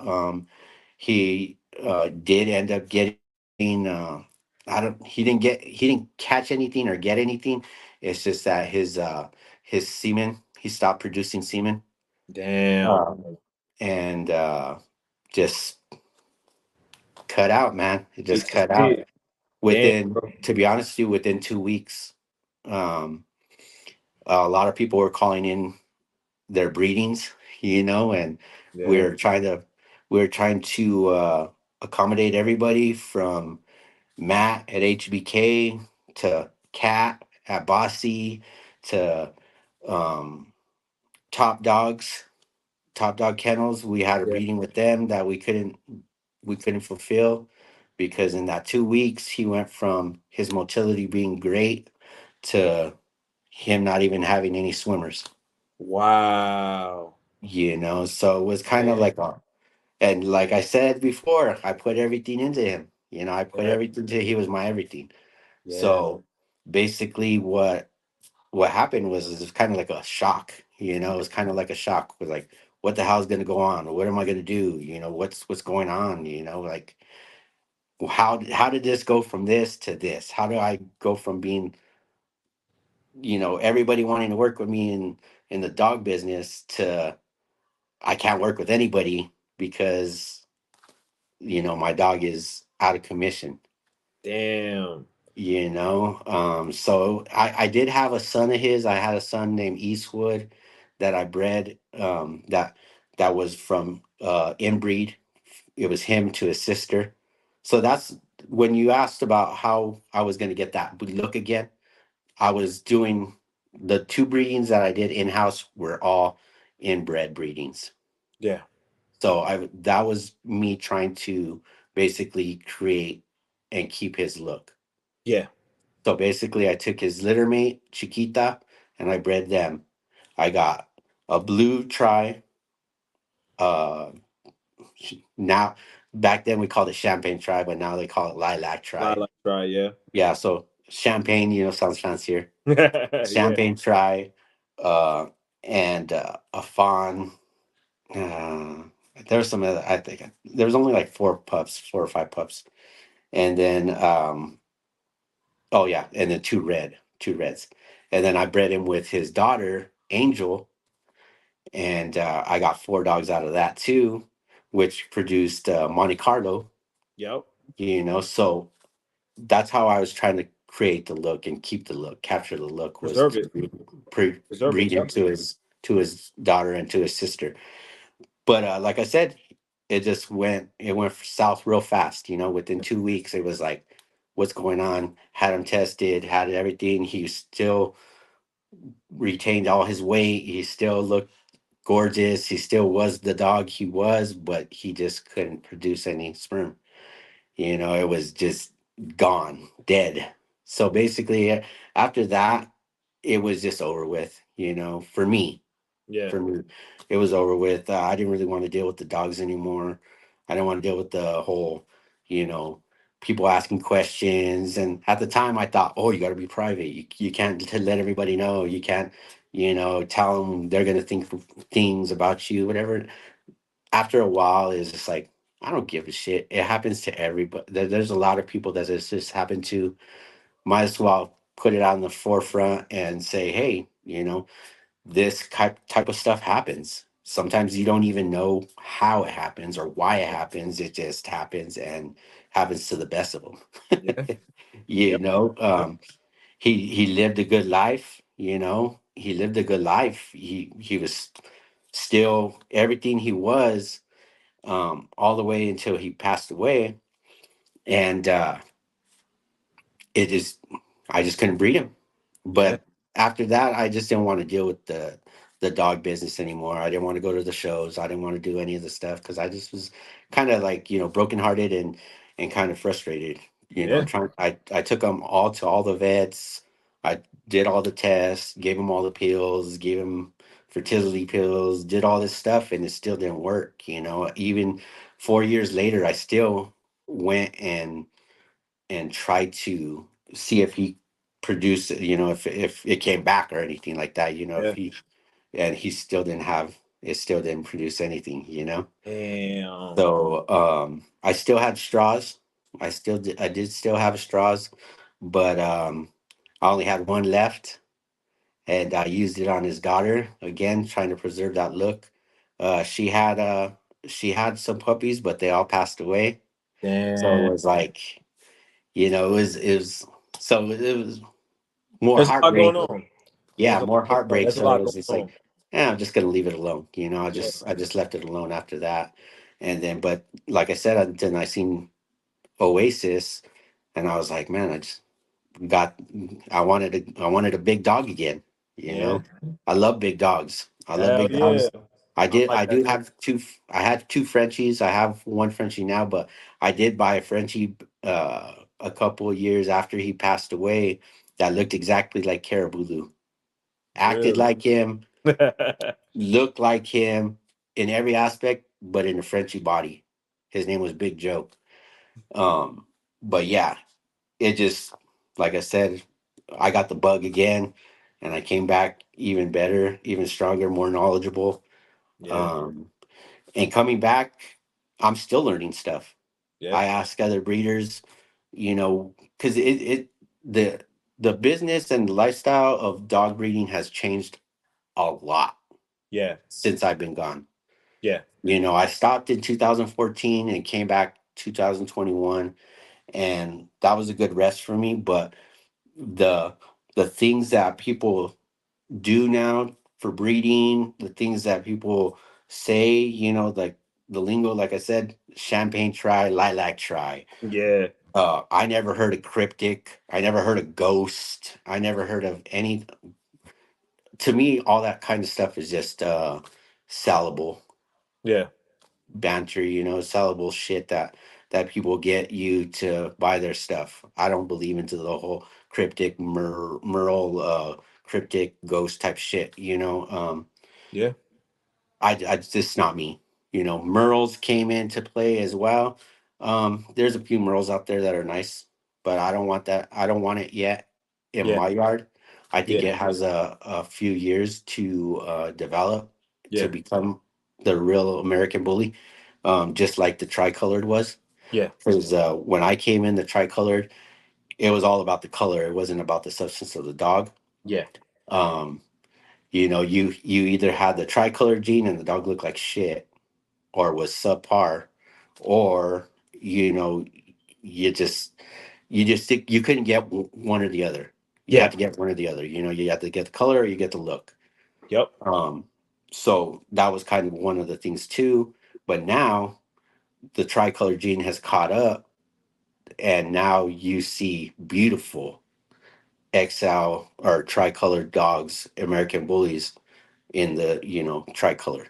Yeah. With the And I think that's where Merle needs to go. yeah. Merle, right now, you don't see a lot of Merles. You see handfuls of Merle, like a handful of Merles that are really, have that American bully look. But I Yeah. think a few years, 5 to 10 years, it'll be more where the Merle will continuously carry that American bully look.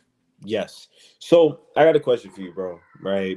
So I going back to what you were saying before early on, you said that you had made a mistake selling Caribou's mother. Yeah. And me, I'm obviously, my mind works in very different ways. And I thought about this on the fly when you were talking. Knowing what you know now, would you have kept the mother and bred her to Caribou? Maybe, but I was, to be honest, I wanted to breed her to Knuckles. And at the time, like I said, nobody was really messing with me. And Brittany kind of like told me no. Damn. So I, no hard feelings. I just wasn't her cup of tea at the time. I mean, now we get along and we know each other more. And maybe if things were like they are now, she would have considered it. But at the time she told me no. so so I was just like, oh, okay, cool. Well then, because that was, I wanted to breed Knuckles after I did the Caribou Lou breed. I already own Caribou Lou and everything. Yeah. So I was like, hey, I'm looking for another, you know, stud for my girl. This is my dog. She produces pretty well.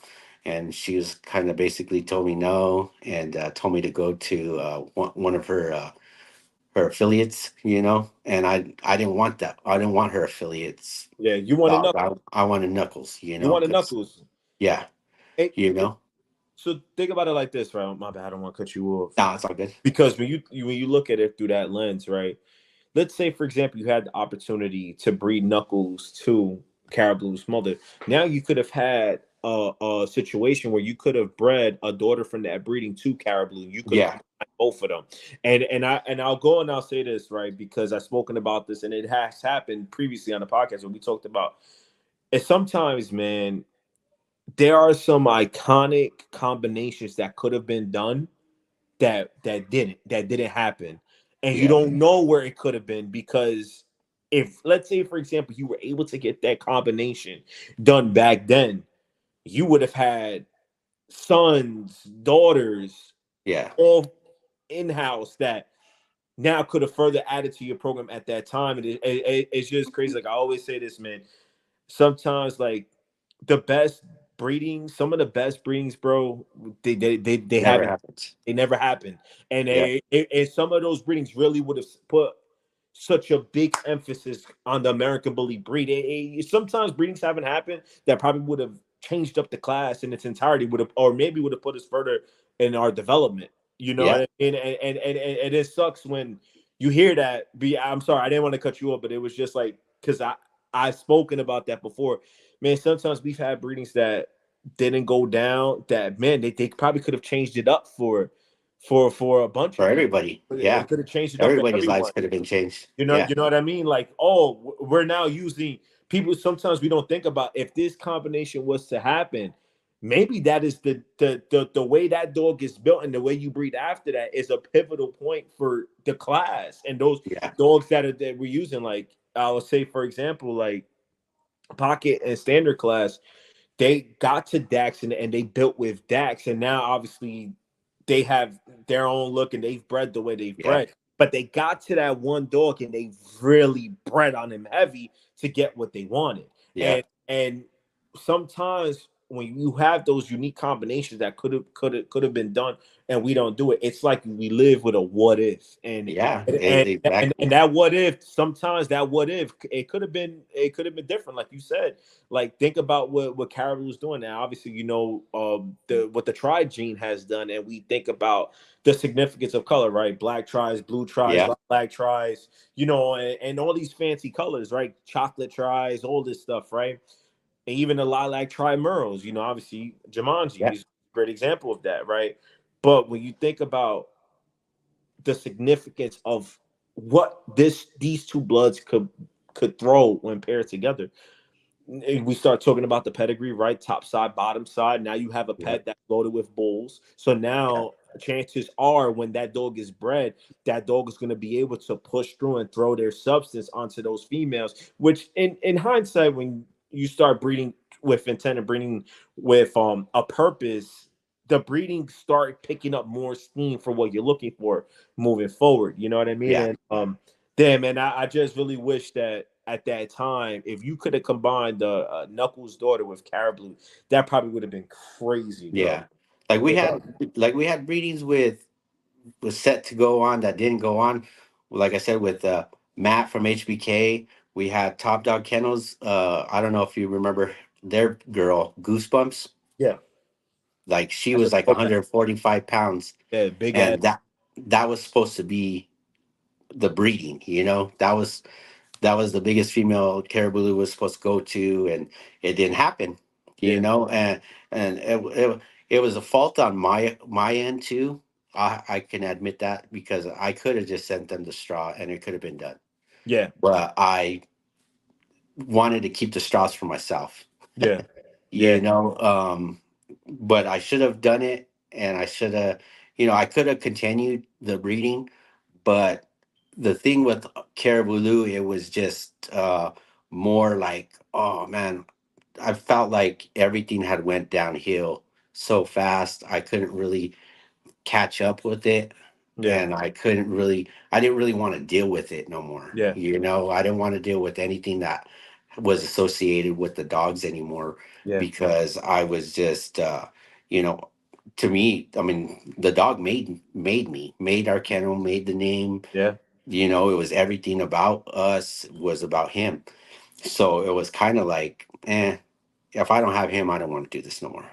yeah, you know and so is what there's what ifs, there's what ifs and everything. And that's why I want to bring back the blood through Lolu and through Pina Loca, and through our other dog Cherry Bomb. And those are all Grand Champion Caribulu's grandkids, yeah, straight from his son Monte Carlo. So those dogs are very important to me and important to the future of this kennel. yeah, So me getting them out there and breeding them is a real important thing. Suge White, being able to put Suge White on the map, just because it shows that the Caribou Lou side can clean up the dirty side. yeah, You know what I'm saying? yeah, The things you don't want, or the things you want to get rid of. You know what I'm saying? The Caribou Lou is so clean that he can clean it up, and yeah, you get the dog that you envision. yeah, Lolu, he's just so correct. His feet are tight. He's real muscular. Everybody says he has that old school look and everything like that, and that's cool. Yeah, that's cool. I mean, I don't know if it's a compliment or it's a diss. You know what I'm saying? yeah, But he's a freaking. nice, beautiful dog. He's everything what the XL bully back in the day would have looked like. Great headpiece, great muscular structure, great top line, great feet, great stance. Um, so that's what I'm trying to incorporate. I'm gonna try to incorporate those three or those four dogs and put them with bigger dogs Yeah. to try to clean up those bigger dogs, but get the Caribou Lou look, but with the bigger size. Yeah. So, what trait for you when breeding, right, is the easiest to lose and the hardest to get back? Size, size Yeah. for me is the size. Um, you know, uh, the once you start incorporating smaller dogs, you're you're asking for smaller dogs. Yeah. you know yeah, you might get one of those one or two big ones that are coming out, but you're going to get smaller dogs and I'm an XL breeder. I don't want small dogs. Yeah. I want XL dogs. Yeah. I don't want you know two big XL dogs and then a bunch of standards, or you know what I'm saying, like that, because that's what I'm not about. Yeah. I'm about big dogs. So I got to keep on trying to build on those big and big and big, but I'm not trying to make it where it's so massive and sloppy and Yeah. trash. Yeah. For me, my ideal dog is Caribou Lou, Caribou Lou-ish Yeah. traits. Not too big, but not too small. Yeah. 130-pound dog is perfect from what I see. Yeah. You know, and the way 130 pounds, so maybe like 140, the way the dog carries it is another thing. Some dogs carry it different than others. Yeah. Um, you know, Caribou Lou, he was only 130, but he looked 140. Yeah. Because he's real wide, Yeah. the bone and everything like that. Lolu, he's 130, but he carries it more muscle, Yeah. more, physically. Um, Same thing with Night Train. Night Train he's like 135, but he's really muscular and his bone is very dense. Yeah. It's- you don't get the same bone from Lolu. Lolu's not his bone isn't as thick, Yeah. but it is in Night Train. Yeah. So I take I take the bone from Night Train, put it on the body like Lotus. I think it would be a perfect combination. Yeah, perfect mix. So, which flaw for you is a deal breaker? Like, this dog is a pet quality type of dog, and I can't breed it. What trait is that for you? Obviously, everyone has their own preferences, their own differences. What is it for you that you're like, I can't breed this dog? What is it for you? Because, like I Um, said, everybody has their pet peeves. I think you know I know people say easty westy. I know some people will say overbite, um, temperament, uh, anything like that. I think you have to work with what you got Yeah, and try to eliminate what you don't want and add what you do want by putting two dogs that are going to complement each other the best way you can do it. Because Easty Westy, like I said, that's on Night Train. But I try to have a solution for it. I yeah, always have to try to have a solution for it. yes, I don't think that I don't think there's a flaw that you cannot breed out over generations. And like I said, over generations. You're not just going to be like, oh, he has a kink tail, so I'm going to breed him. You're going to get that kink tail down the line, or that gay tail, or the easty westy down the line. It's just what you're comfortable with breeding, and you think you can over, you can do it. I say you got to do it. There's nothing that you can't really fix in a dog over time. yeah, Um, so I wouldn't say that there's like, obviously I don't want a dog that has a sloping back that's just like so out of control. You know what I'm Yeah. saying? Yeah. Obviously, I don't want a dog that is so easty westy that it's just wrong. It's bad, bad. Yeah. You know, Where they can't, where it the it fence has to can move. be it has to be reasonable. Yeah. You know, there has to be a reasonable thing. Like Night Train, like I said, he has the easty westy, but it's at a relaxed atmosphere.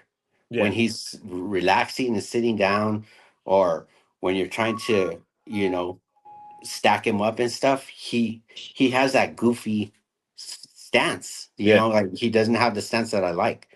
Yeah. But when I put him on in action, when it comes to, you know, working on the flirt pole, running, his feet are straighter than straight. You know what Yeah. I'm saying? So it's kind of like I try to gauge and see, like, okay, well, it's not easty westy all the time. It's only when he's in a relaxed state. Yeah. It's like he's just a goofy person or a goofy dog when he's Yeah. relaxing. You know Yeah. what I'm saying? Yeah. Um, so I just don't think that there's any flaw that I just would just like turn away if it's not extreme. Like I Gotcha. said, obviously, I'm not gonna breed a dog that's his legs are just so messed up that there's no coming back from it. A back that's just sloped so Yeah. high that you can't come back from it. Because I think that there's always a comparable dog that you can put with that dog to try to fix that area of what you Yeah. want. You know, but it's all in the opinion. I believe I can create Yeah. any dog Yeah. after, even like after breeding and creating Caribou Lou. I think you can make any dog. You know, all these dogs that are like, oh, like you have this big name dog, this big name dog. I In my heart, I feel like I can create any dog with the Yeah. right tools, with the right tools, Absolutely. with the Absolutely. right dogs and the right blood. You can create that dog. It might not have the name associated with that big name dog, but yours is going to be just as badass and just as cool as that dog. When they stack up together, they're going to say, man, he's really nice. That boy He's is really, tough. yeah, he's really Tough. nice. So I believe that you can create any dog you want. You don't have to spend exuberant amounts of money Yeah. to get the dog that you want. I'm not saying that there's anything wrong with spending. It's your money. Do what you want. Yeah. But I know that if you take the time and you really, really look into it, I think you can create the dog you want. It just depends on if you have the time to do it, and if you wanna take the time to do it. Because Yeah. a lot of breeders, a lot of new breeders think because you buy a expensive dog that you're gonna be top dog. That's not really how it works. Yeah. It's A lot of the breeders that can sit back and sell those dogs for top dollar have put a lot of work into it, have put a lot of, you know, money, blood, sweat, and tears into it, to get where they are, So it's not, I just don't think you should come in with that mindset where it's like, man, I bought this dog and it was $10,000. So I think I should just get this, I should be famous off the rip, yeah. but a lot of other breeders don't tell the new people like that. They don't tell the new people. They sometimes breeders sell up and coming breeders dreams, Yeah. you know, and it's not really right. Yeah. Like I say, I tell everybody, you know, um, not every dog's going to be a hitter. Not Yeah. every dog's going to be Like a that. hitter. You see Night Train, you see Lolu. Not every dog is going to look like them. One might, you Yeah. know, two might, but it is what it is. But it's the way you feed them. It's the way you raise them. Like XLs, this is one thing I really harp on with XLs. You need to feed them good. You need to feed them a lot. You need to Yeah. feed them what they're, it's like a builder mentality. Yeah. You gotta feed them. They are XL dogs. Yeah. They're big dogs. They can handle more food. They could. you know, they're there.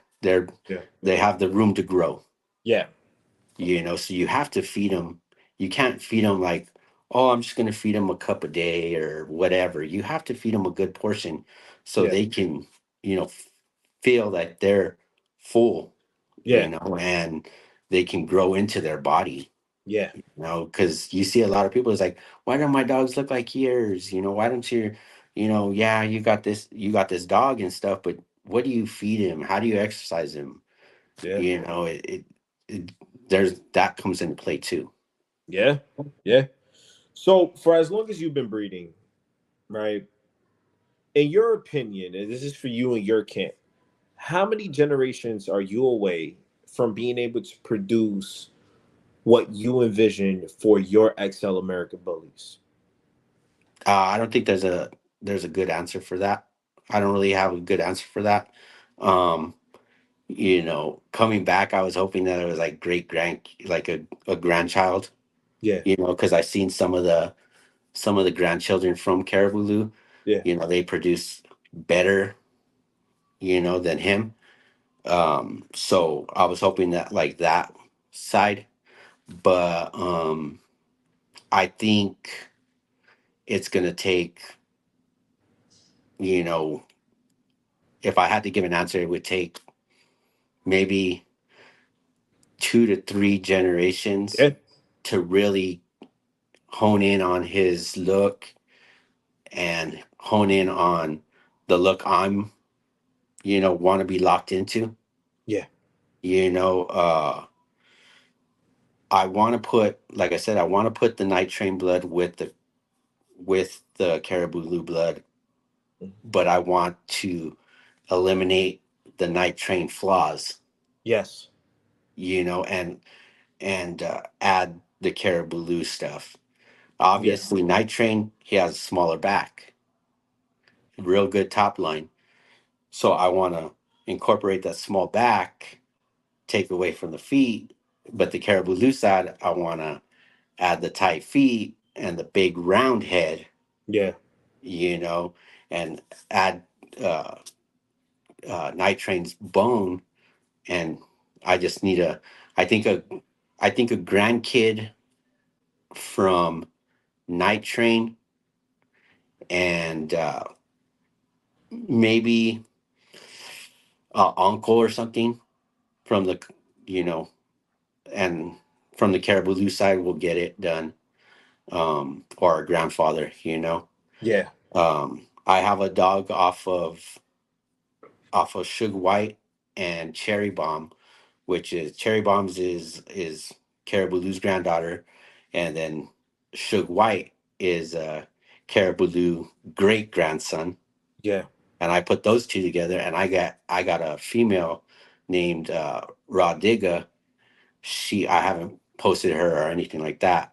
She's she's a good looking dog. You know what I'm I saying? bet So she is. I bet she is. I think her with either uh, Lolu or you know with Lolu would do wonders. Yeah, absolutely. You Yeah. know, I love Suge White, man. So which Caribou son for you was your personal favorite? Well, there wasn't that many. There wasn't that many that they're you know out there. A lot of them passed away before the time. You Damn, man. know, so there wasn't that too many. But I did not like I did not like Monte Carlo. Really? I didn't like him when he was a puppy. Um, and that's a big part of why I sold him as well. Wow. I didn't like him, um, and I was like, because he just didn't have the head shape that I wanted, and Yeah. he had the body was great, but the head was a little snipey. Yeah. And then I sold him to you know to rude bullies, and during that whole process, like I said, I stopped breeding, but Yeah. I always kept an eye Yeah. and seeing how he developed over time with rude bullies and how they developed him, dude, I was again, kicking myself in the ass, thinking, you messed up. You should have kept that dog. Should have kept them. He is beautiful, Yeah. and that's why Rude Bullies was the first kennel I hit up when I decided that I wanted to come back, Yeah. because I was like, I got to get some kids off of him before it's too late, Yeah. and I did. I got two breedings off of him before he passed away. Man, So that's he amazing, bro. so he was breeding all the way until he was like 10 years old. So I Sheesh. got the two last breedings, so I was like, man, cloud nine, Hell yeah. So I was really excited about that, and I put him with females that I wanted to put him with. Yeah. So it was a great outcome, Yeah. So yeah, I think, I mean, out of the two, there was another one. There's another one out of Bossy Kennels. His name was Gannicus. Mm. Um, he's not really well known, but he, just because he was more of a pet Yeah. style dog. But he was a real nice dog. Um, I heard good and bad things about uh, what's his name? Sorry, I'm drawing a blank right now. Silverback. Yeah. I heard good and bad things about Silverback. Yeah. I never seen him in person. I don't know.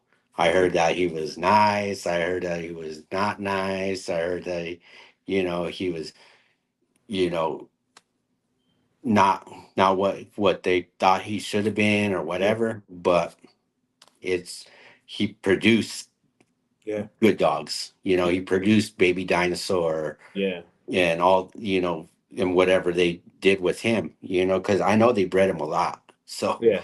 there's a lot of puppies out there. So that's why I think like the grandkids are the sons and the grandkids will do better than Caribou Lou did. So that's why I'm kind of like hoping, fingers crossed that I get something great Yeah. either out of Lolu or one of their kids. Absolutely. So Um, but was there? yeah, that was the one. Monte Carlo is my favorite. Yeah. Yeah. Monte Carlo is tough, man. So in this journey, right, with Caribou, was there ever a moment for you where on this ride that it hit you that you had produced one of the best XLs in the class's history? Talk about that moment, what it was for you, and when you realized you had really had done something special. Like what was it for you that you're on this journey? You're like, damn, yo, I really did this. Like what was that for you? When did that Oh, moment my hit for you? five. I could tell you exactly when it was. Um, Mine was when I went to 2012 Nationals, Mm, and we put it on. We put it on everybody. You know what I'm saying? We stacked up with all the exiles there, and then I got to meet Dave Wilson. mm, And you know, he was like, "Yeah, this is the best exile I've seen." You know what I'm saying? This is the best representation of the exile. So I was like, damn, that's what's up. yeah, Ron Ramos, Papa Pitt, yeah, he has a good, good things to say about the dog as well. But then when we got into the ring that day, we got into the ring for, you know, taking on all those people. I can honestly say we were one of the top four. Um, love that. of that group, and you know for me, I felt like we could have won. I Yeah, felt we could have won nationals that day because we were going against uh who was it, not Paco. um I can't remember the dog's name, but a real nice dog. I think we could have won that day, but we had some influencers outside the ring that kind of like messed up and distracted me and Caribou Lou on that end, yeah, because they were I think they did. you know, I think they did it intentionally because they knew that he was gonna have a reaction. Yeah, They did with the claps and yells and all that stuff. Instead of just letting us do our thing and go around the ring. When we got to that area, they were heavily, yeah, loud, really yeah, loud and really obnoxious type, and kind of like threw him off. damn, And to be honest with you, it's harder to hide the the flaw in the gate and everything like that when it's a 130-pound dog compared to a 70-pound dog. yeah, yeah, So the judges really, they've seen him have a reaction to the outside, you yeah, know and that kind of put him in a position to was like, oh, you had a chance, but he got yeah. distracted, and I saw him get distracted, and now you're not really, and the judge, he told me he could have took it, but he got distracted. Oh man, So, and I don't know if he was just blowing smoke on my ass or just trying to make me feel good, but I hope it's true. I'm thinking it was true that if we didn't get distracted, we could have won nationals that you could day. have seen something special. You could have, Yeah, and for that six would have out. been crazy. That would have been crazy. That's American bully history right there, and it sucks that that happened, and like I said, man, the what ifs, right? And what if Yeah, that doesn't happen? What if he wins? yeah, And think about what that does, right? And I mean, he was already on the map, but yeah, that will only solidify it. You get what I'm saying? yeah, That solidifies it, and who knows what opportunities would have came from that yeah, end? You yeah. just never know. It's crazy. So I want to pivot right to today.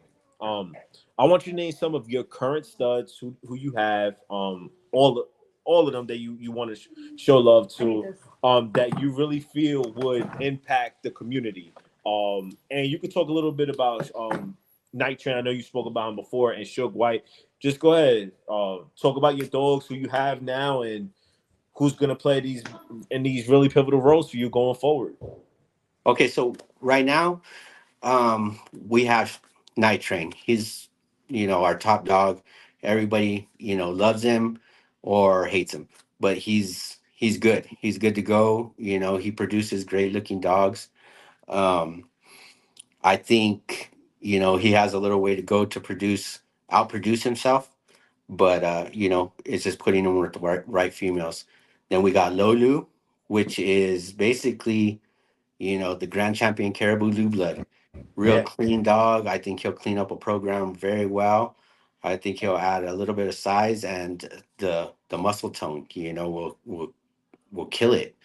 yeah. The round head, good to go. And then we have Suge White, which is a combination of both Caribou Lou and Night Train.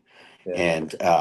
And like I said before, he basically came out the way we wanted him to come out, with the straight feet, the good size, the great headpiece, uh top line, everything like that. He's winning shows, he's doing his thing. So with him, I think he'll bring a lot to somebody's kennel. I Yeah. think he'll bring a lot to somebody's, female, just because he has the color. He has that white ticking, the white and He's blue a beautiful ticking. dog. Dog. With the good bone, the good size, and everything like that. He's all around good, great dog. Yeah. Um, so those are the three males that we have in our camp. We have the three females that we have. We have uh, Piña Loca, and then we got Cherry Bomb, and then we got Rod Digga. So I haven't done Rod Digga yet. I might, I don't know if I'm gonna keep her or if I'm gonna, you know, let her go. We don't know yet. So we're just waiting to see how she develops over time. Um, and those three females, I want to put them with. Obviously I want to mix Lolu and one of them, like, or Lolu and Cherry, because that's Yeah. Cherry's his half sister, Yeah. to try to get that strong Caribou Lou look. You Yeah. know, Pina Loca, I want to mix it up. I want to put her with the big dog. I want to put Yeah. her with a very big dog and add a little bit more chest, add the, to the stance too, widen out the stance Yeah. and add a little bit more, bulk to it, uh, headpiece. Um, so we're going from there. But then we also have our partner, Doghouse Kennels. He's down the street from us. He has he works with a lot of you know um, he has old school blood like the stalefish. You know, what else? He has a bunch of other stuff that I can't really right now off the top of my head. It's kind of you know blank right now. But Azor, big dogs, big, Yeah. Yeah. tall, bulky dogs that Yeah. he wants to bring down in size using our studs Yeah. and creating nice females for us to use in the future. Yeah. So, and he has dogs out there. He has his dog Roscoe. He has his dog Ace. He has his dog Hustle. And then he has females off of our dogs. He has Coco, which is off of Night Train, and his dog Diamond. Diamond is a very nice bitch. She she she produces great. Yeah. She produced Coco. She produced a few dogs that are out in the states, that are in the other states. Colorado, Wyoming, Texas, and stuff like that. That look great. Uh, then he has another dog named Lila, which is physically fit. We Yeah. her we put her with Lolu, and we got the puppies, and the puppies are proof that Yeah. what us working together and putting our dogs together is working. Yeah. Yeah. Then he has another female named what is it? Sorry about that. I can't remember the name, but she's off of Diamond and our boy Riviera, who passed away last year. But Damn. he has a Riviera daughter that's really big boned, really nice, headpiece. She's probably going to be the biggest one out of all his females right now, and we plan to put her, with one of our studs or one of his studs to incorporate his blood to make his blood stronger as well. Yeah. So we have a lot of things going on. We do want to work with outside kennels just so we can bring that outcross in. Yeah. It just there's so many beautiful dogs out there, man. Yeah. So many great kennels out there that I want to work with that it's just I'm never gonna get a chance to because it's just there's just too many. There's just It's too a lot, many. man. It's a lot. Too many dogs that come out. You know, Now dogs like Caribou Lou seem like a dime a dozen. Because Yeah. people are creating great dogs every which way you look. Yeah. Yeah. Hell yeah, they are. So it's just trying to pick and choose who you want to work with. Yeah. So we just got to pick and choose who we want to work with and go from there. And it's hard. It's hard, like I said, because there's just so many great kennels, and they're not necessarily the biggest kennels and with the biggest names. They just have beautiful dogs and they just do great work with them. Yeah. Hell yeah. So that's one of the things we were trying to focus on, trying to pick the right dog for our females, for the right stud for our females, so we can incorporate that blood and continue you know, creating good dogs and continue, what we got started. Yeah.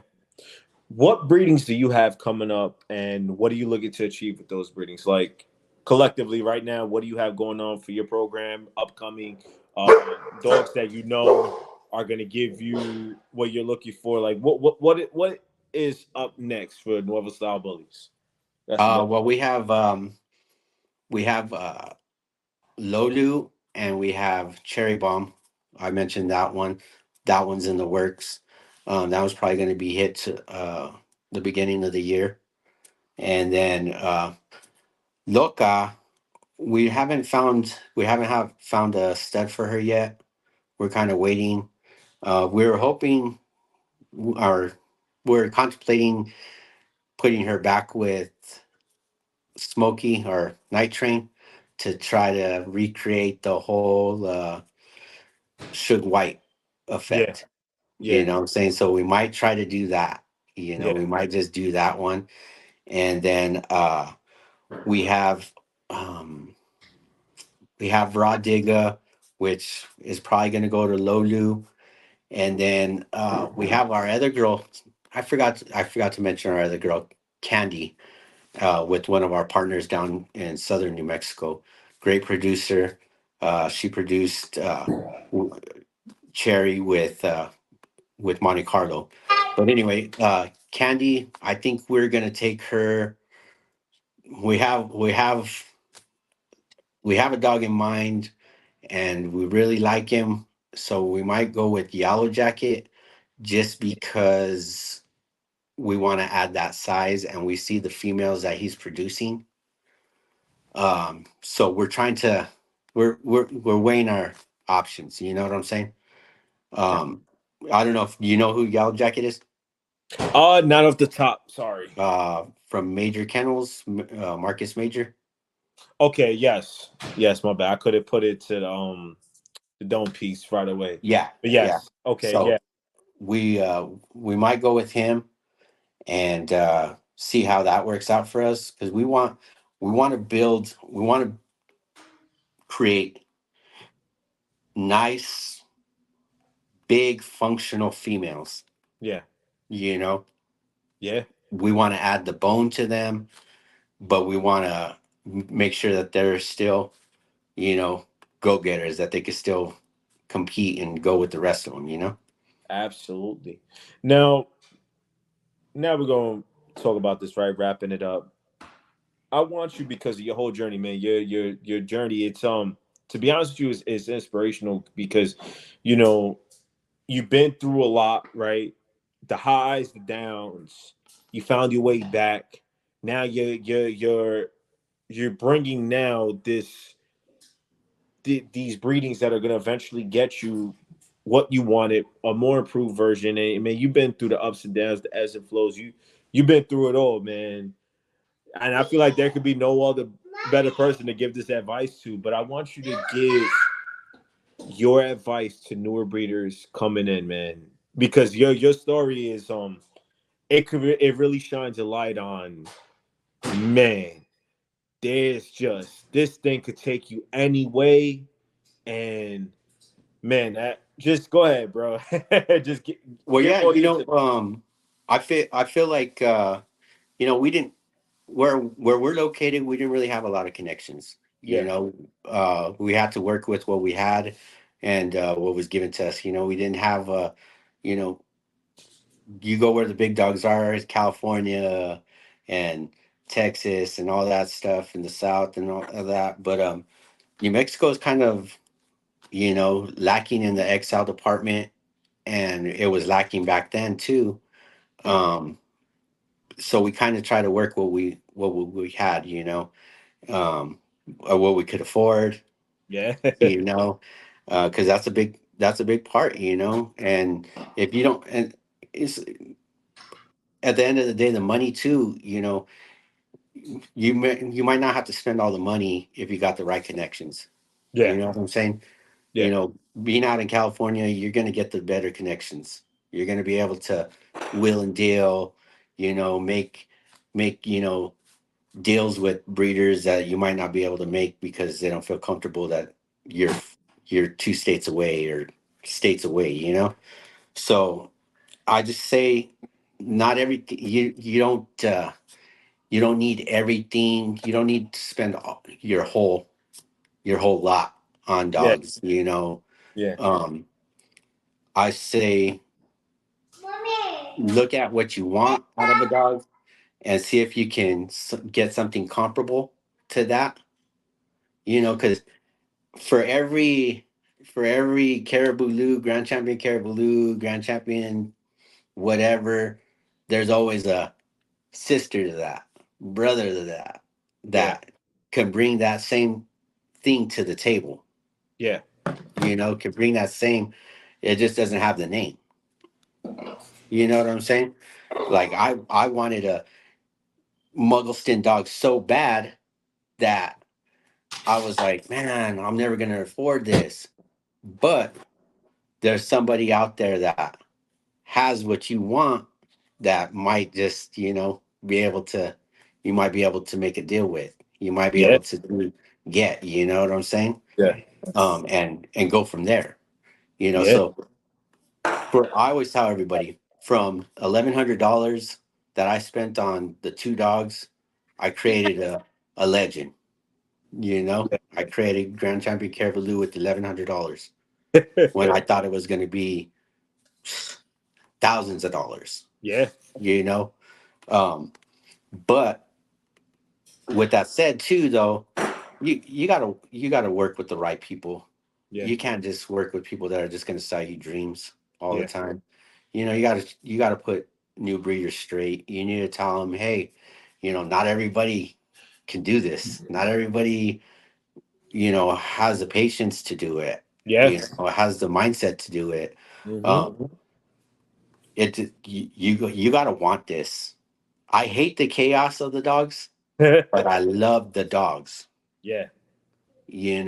Like I have all these dogs and the barking and the howling and the in and outs and dogs dying, selling dogs and all that stuff. I hate that chaos part, Yeah. but I love the dogs Yeah. and I can't give them up. You know what I'm saying? Um, Oh yeah, man. so you just got to let them know that this is 24/7, 365 job. You Yeah. want to go out of town, you got to find babysitters, you got to have dog sitters. you Yep. want to you want to do anything, you got to make sure that the dogs are straight before anything. Yeah. Kids are my kids. They, obviously we take care of them, but they they help me out a lot. Yeah. They help me out a lot, and dogs are worse than kids. You're Dogs right. are worse than kids, Right. and people don't realize that stuff. Yeah. A dog can't feed himself. A dog can't get water. A dog can't Yep. do all this stuff if, like a human can do it. Yeah. It never So lands on you. you got to put all this stuff in their brain, like, Yeah. and you got to always be there for new breeders, Yeah. because you were once a new breeder. Yeah. Everybody's a new breeder at one time, Yeah. or the other. So sometimes you gotta be patient with them. You Yeah. gotta be, sometimes you gotta be, assertive. But you're always learning as a breeder. You're never gonna not be learning something Yeah. new. Yeah. Uh, no breeder knows everything. That's I right. guarantee that. I don't give two shits of how many litters you had. 2 to 2,000. You don't know everything because not every breeding is the same. Not every female is the same. Not every puppy is the same. Things happen all the time. You can be relaxed for 5 months, and then that one day, your your stomach's in your throat Yeah. because the dogs, something happened with the dogs or whatever. So you just never know each day. Every day Yeah. is something new. Yup. Yup. But So that's pretty much it, man. yeah, I feel you, man. You Before just we always got to be ready for these dogs. so before we get up and out of here and we wrap it up, right? I want you, because this is a staple of the podcast. All right. Give me your 5 favorite American bullies, dead or alive. Dead or alive, obviously Grand Champion Caribou Lou. Uh, I love Saki Bomb, Grand Champion Saki Bomb. I loved Grand Champion Rick Ross. Those are the three, like my favorite ones right there. I loved Smokey, from Blue Line. I love that look, that Yeah. hard, tough, rugged pit bull, all American. This is what you got. You know what I'm Yeah. saying? Um, that's the fourth one. The fifth, I would say, I love the way Dax looked. Yeah. I love the way Dax looked. For what it was. I ain't gonna lie. Really wanted to breed with him. I had a female and everything, but before everything happened, she ended up passing away. Damn. So, you know what I'm saying, and that's when his stud fee wasn't really what it, it was on What the it low, became. Yeah. you know. Yeah. But I really wanted to breed with Dax. So those five are my favorite dogs. Just because, and there's way more dogs that I love, that Yeah. I'm probably not even thinking of right now. Anyway, but right now, off the top of my head, those five just really, you know, Yeah. because I have the two XL Grand Champions, Rick Ross and Saki. I really have a really good connection with them, just because similar lifestyles, similar background. Yeah. But Dax, he's just one of those dogs. It's just like, man, that dog is just crazy looking. Good or bad, whatever everybody says about him. He put a lot of people on the map. Yeah. 1000%, bro.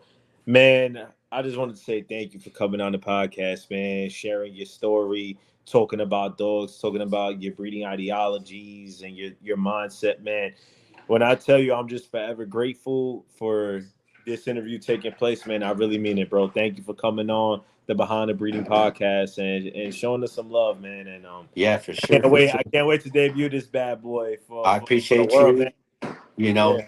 for everybody out there, please follow us, Nuevo Style Bullies.